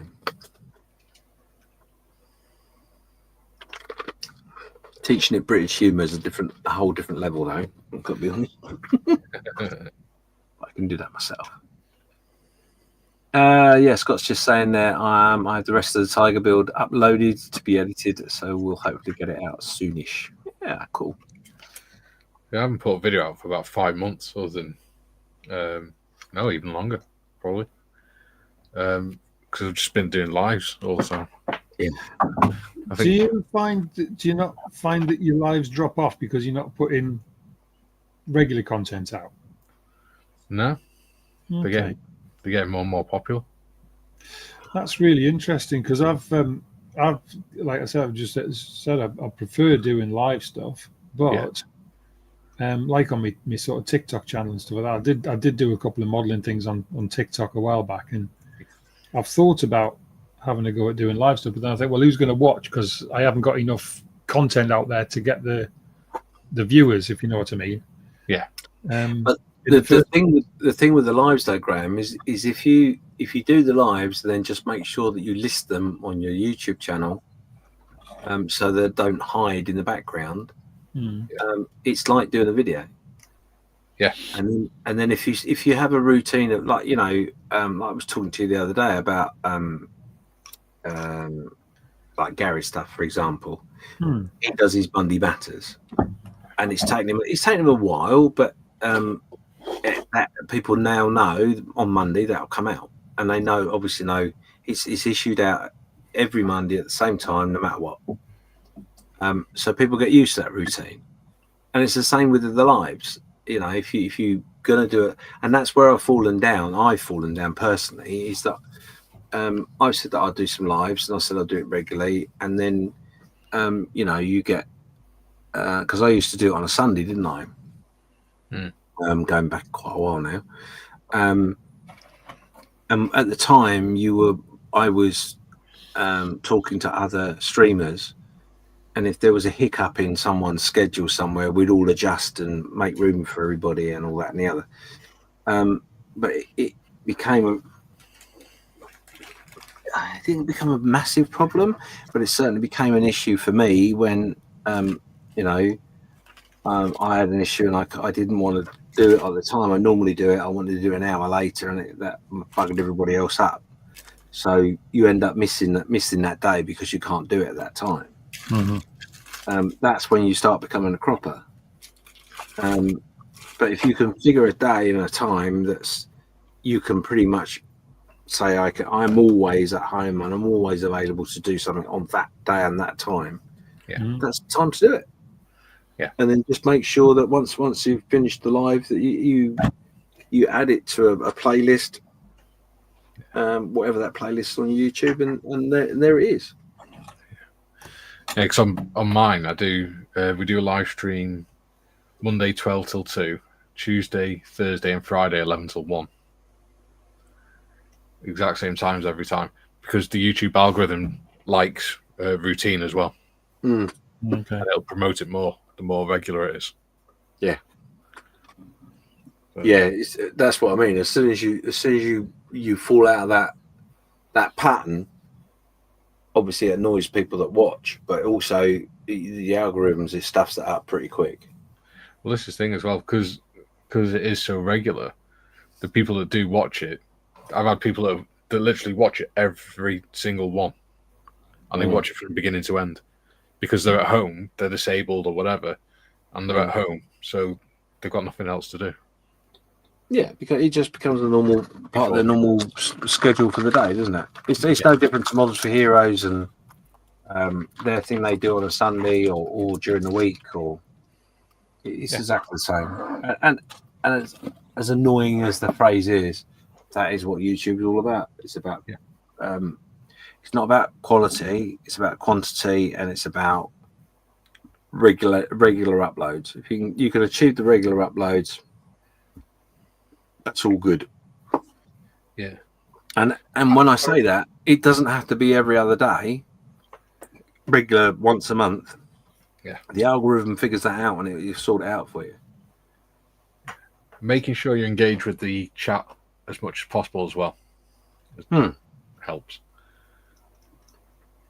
because it makes people in chat feel involved in the stream then, and it gets them to engage. Of course. Yeah, of course, that's it, isn't it? You know, at the end of the day, that's part of the joy of being live, is the interaction. If you don't do the interaction, it's not really that exciting. Yeah, what a better phrase. We've been joined by Penny Pittop. Hi, right, how you doing? Obviously, Tifford. There to say hello. Yeah, and that's sort of, I suppose, going back to the original question from Scott, that's something that I really want to try and achieve this year is a regular output of whatever it is I'm choosing to do. Yeah. One thing I found helps as well is if you've got people on the panel that are on there regularly that you can just bounce off as well. Yeah. So one of the reasons why it works on mine is because we've got me, the two Garys, and John Marley, and we all bounce off each other like a bunch of bloody school kids. So there isn't really any dead air, you know what I mean? There's no quiet spots. Scott's just saying he's getting more. He was getting more subs if he had a regular upload every week. I was doing one longer video and a short every week, and my subs grew at a steady rate. Yeah, they will do. Absolutely. It's just maintaining that at the end of the day. You know, some YouTubers I know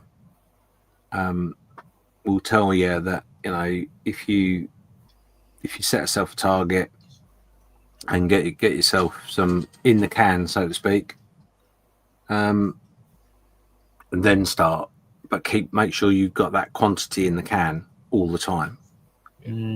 But I think human nature is, if you've got like 6 or 7 in the can, there will be the time where you go, oh, you know, I just take today off, or I've got something that I need to do, I'll go and do that, and all of a sudden that chips away at what's in the can. And before you know it, you're under a bit of pressure. And the reason I say that is because with that series, that's the one thing I found was that I was putting them out every single week, and it was all going really, really well. And then I can't even remember what happened, but there was a slight hiccup, and I literally was sat there pulling my hair out, telling the wife that I didn't want to eat and I didn't want to come out of the room because I had to get this out. I had to get it done. Put myself under an awful lot of pressure, and it was only the reason was that I had one in the can when I started, and at some point that one in the can disappeared. So all of a sudden I had to, I hadn't got a week to do, and I got 3 or 4 days, and then I had to start doing the editing and stuff. Mm-hmm.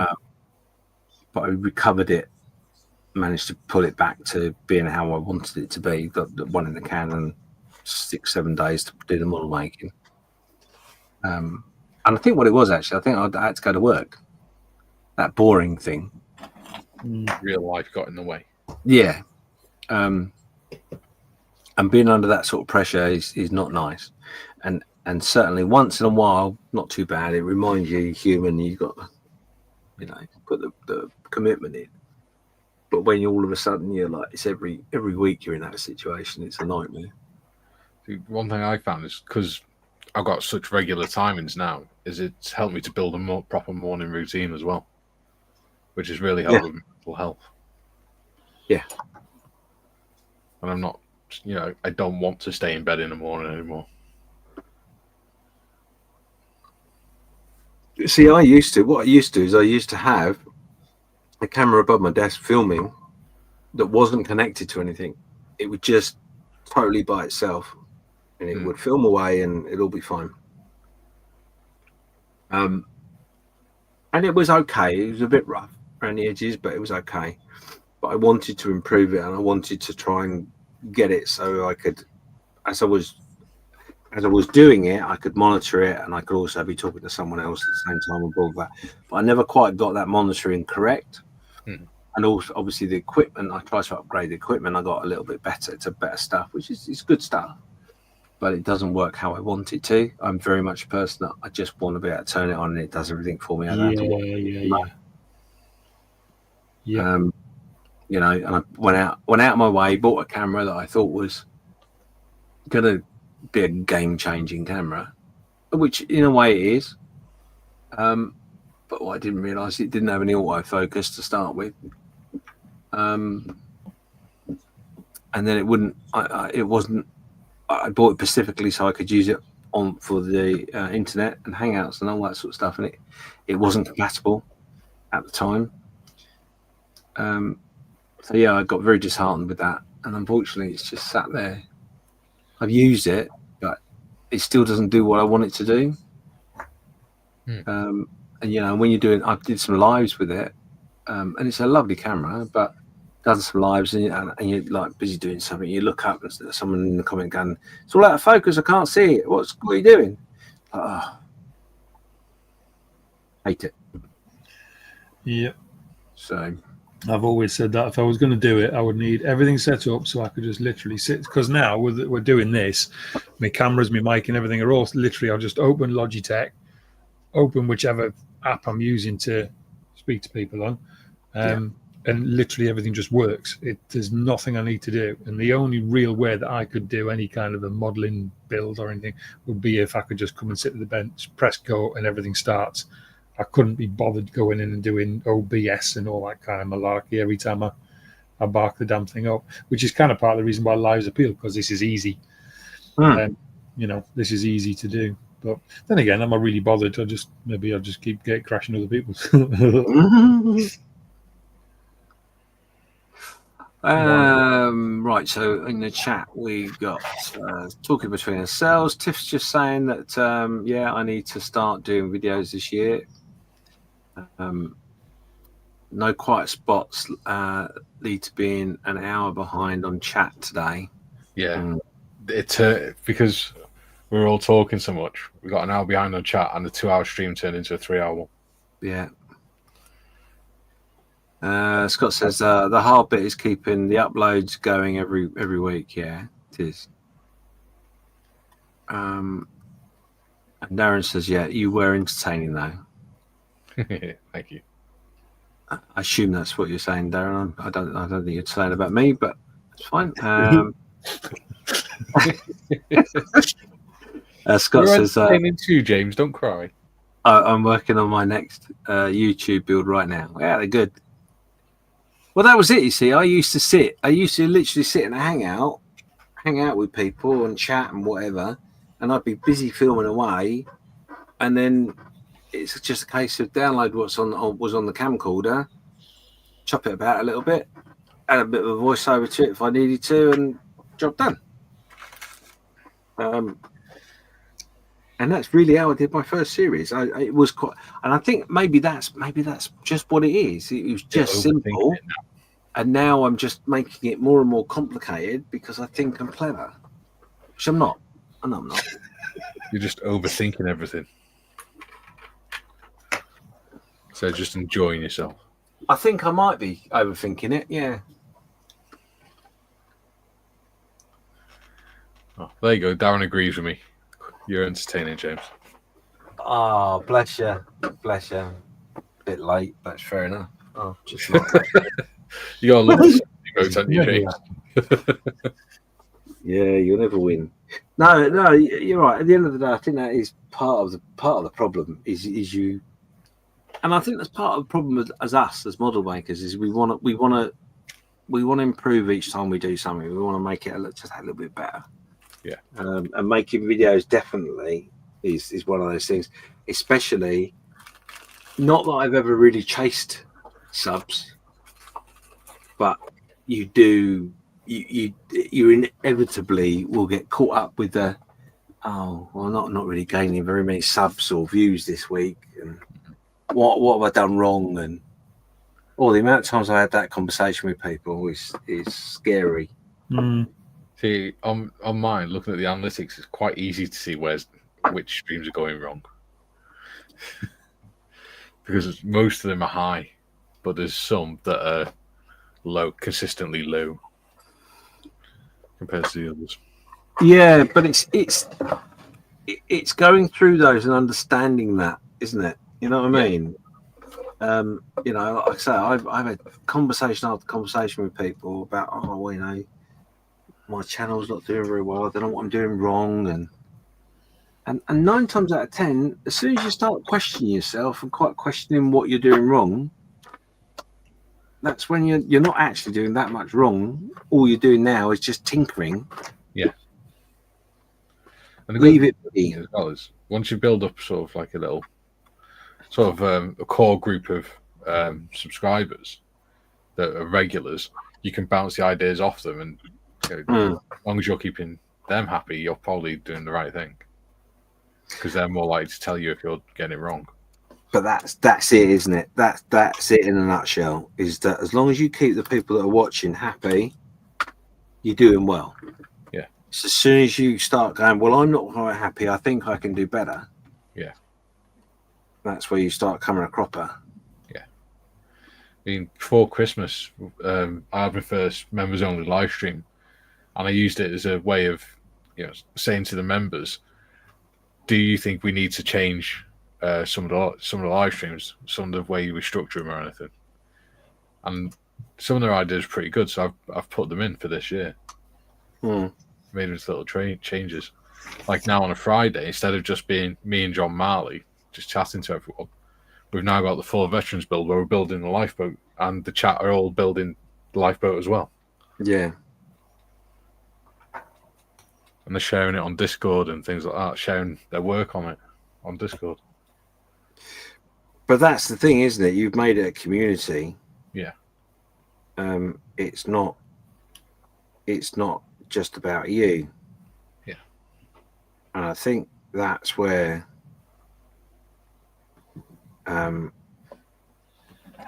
some YouTubers go a little bit wrong. Is that they get carried away, and what was it? Someone said the other day, I saw it. Oh, what did they say? The phenomenon of notoriety, overrides what you're actually doing. Yeah, so some people find it hard to keep their feet on the ground, don't they? Yeah.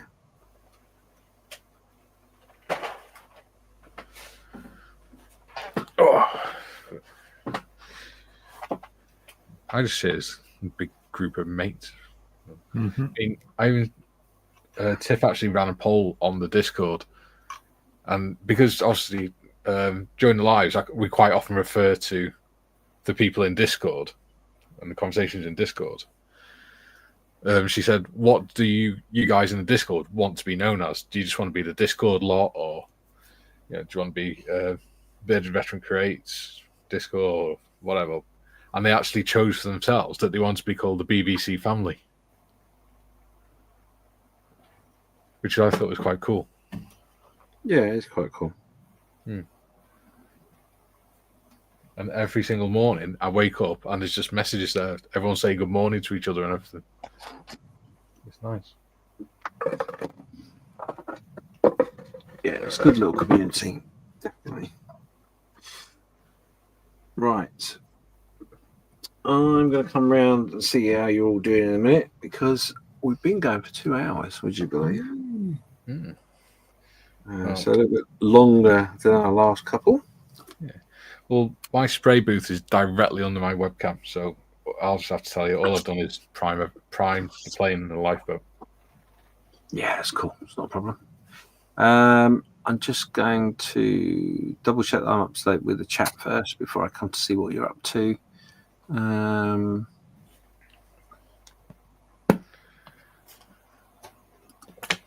Like I say, Darren has said that I'm entertaining. Yeah, whatever. Scott says it is very easy to get caught up in overthinking the whole YouTube thing and thinking you're doing it all wrong. Yeah, absolutely. At the end of the day, it's no different to building models, is it? Let's be honest. If it makes you happy, it'll come across that you're happy, and that will be beneficial. If you're not happy in what you're doing, then obviously that will come across and have a negative vibe. You don't want that. Yeah, definitely. My other channel, my one that I actually post videos on, which has got me sort of wild camping and me bird watching and all that kind of stuff on it. I only really record those videos because I enjoy watching them back. Like in 12 months' time, I'll watch a video back and go, "I can't remember that camp. It was brilliant." Or, and that's all I really do it for. You're using it more like a video album, video photo. Yeah, it's just memories for me. And as you know, I started wild camping like probably 10 years ago or something like that. And my first ever video still on my channel, and it was a right mishmash, and it was hilarious. I got up on top of a mountain, got battered in a storm, and it was hilarious. And I still go back and watch it now and again just for myself because it's a good memory. Yeah. And I can remember what happened, but sometimes I watch that video back and I go, "Oh, blimey, yeah, I remember that bit now." And it's just a little memory box for me. And if I get a few people watch it and a few people enjoy it, then brilliant, I've done some good for somebody. That's all it means to me. It's not. I'm not interested. I'm never going to make any money off of it. I'm never going to give up work and be a YouTuber. But well, never say never. You never. Well, 12 months ago, I said I'd never be able to make money out of it. I didn't even think anyone would want to watch. Yeah, I know a few people like that who've just kind of fallen into it. There's a guy I know in the wild camping world, a guy called Paul Messner, and he's like, he was just starting out doing YouTube videos when I first started wild camping as well. And we both had really small channels with just a few hundred people watching now and again, and then I sort of dipped out for a couple of years, and I came back, and suddenly every YouTube group, Facebook group you go on, everybody's mentioning Paul Messer. I was like, he's only, and then I checked his channel out, and he just ballooned. He'd just gone mental. And he was making as much money off the YouTube as he was from doing his full-time job. Yeah. But obviously, to keep the content going, it was taking up all of his weekends and his evenings and everything else. Yeah. And he was having no quality of life. So he decided he was going to take the plunge, and he went full-time YouTube, and he's been doing that for about 2.5 years now. Yeah. And he's had his ups and downs, and he's documented that. He's been very honest about it and gone, this isn't like all it's cracked up to be at times. But, he's made a living out of it. Yeah. And fair play to him. I mean, it's right what you said as well. It's not quite what's cracked up with. Like this morning, because I've been busy the last few days, I've been fully intending to do an intro for this morning because it is the first episode of a new series of 4 veterans. Mm. And I wanted to do a different clip for it. So, but I've been trying to do it for like over a week. But every time I sat down to do it, something's pulled me away. So in the end, last night, I ended up till 4:30 in the morning making it. Wow. And then I had to get up at 9 o'clock to have a shower and get ready. Yeah, that's it. And I've been up ever since. Right, let's have a quick look at you, Graham. Where are you up to? I'm masking the splinter cam. Swart's has gone down. I've given it a good half an hour to dry. I've thinned these with MLT. So once they're dry, basically it turns them into a lacquer pretty much. So once they're dry, they're pretty robust. Uh-huh. So I've been quite brave and I've gone in and started masking straight away. Obviously detacked the tape and everything else. Uh-huh. And just trying to mask up the splinter cam. But as you were doing before with your worms, I've got the arrowhead pointy thing the wrong way around and the masking, so I'm going to have to redo that bit now. I've just realised. But yeah, I'm just taking my time with it. Good. Yeah. Ah, well done. So what I've done, as you have seen, as I've got my second colour on, I've done a little bit of tying up on the paint with the AK markers, got my propellers sorted and my tyres sorted.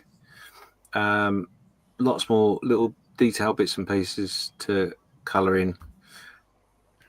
I think I'm going to do those though with a brush, the old-fashioned method. But then we should be decaling hopefully tomorrow. So that's me done. I've also done a few other bits and pieces on a different model we've been chatting. Yeah. So it's just some doing a seeking, Airfix seeking. So I've just been doing the seating. They look nice. This is that. So that's all coming out quite nicely. Take me time with it. But yeah, we're almost at a point where. So I've got. I don't know why I'm showing this because this isn't what it's about. But so the Sea King has got some interior padding, soundproofing that's been added as detail, which does absolutely fuck all. Huh? Which does absolutely fuck all. Soundproofing. For the soundproofing, yeah, no, it won't do. But yeah, I've added that onto the thing. But that'll be on a video coming out relatively soon. So watch this space. But anyway, thank you very much, everyone, for watching. There's been a steady 10 or plus watching all the way through the last 2 hours, so very good with that. Thank you. A couple of comments I'm just going to quickly catch up on. There we go.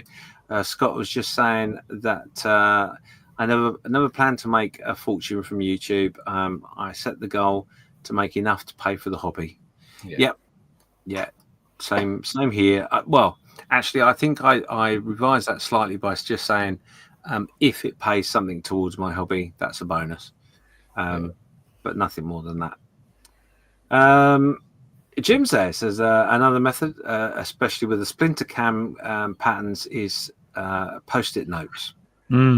Yeah, because they're less tacky as well. You can reapply them quite easily, can't you? Yeah. Nice shout out there, Jim. Well done. Yeah. So anyway, from us, thank you very much for watching and being with us for the last 2 hours. The next one, I'm not quite sure if we're going to do something tomorrow or not, but watch out. As far as I'm concerned, I'm more than happy for the 7 days to go till the Sunday. I know it's more than 7 days, but hey, we're having fun. Me too, definitely. Yeah. Something So for HD&D again, James. Yeah, no. It's I don't know what we're going to be doing. So what I will try and do is I'll try and make sure we get everyone together at the end of it at some point, whether that be on the Saturday, the Sunday, or the Monday, or whenever. We'll do something. But yeah, if you're building along, just carry on building, enjoy it. And thank you very much, everyone, for watching. And that's goodbye from me. Bye-bye. And a goodbye from me. Two-handed bye-bye. A two-handed bye-bye. Well, there you go. I'm not quite sure how to follow that.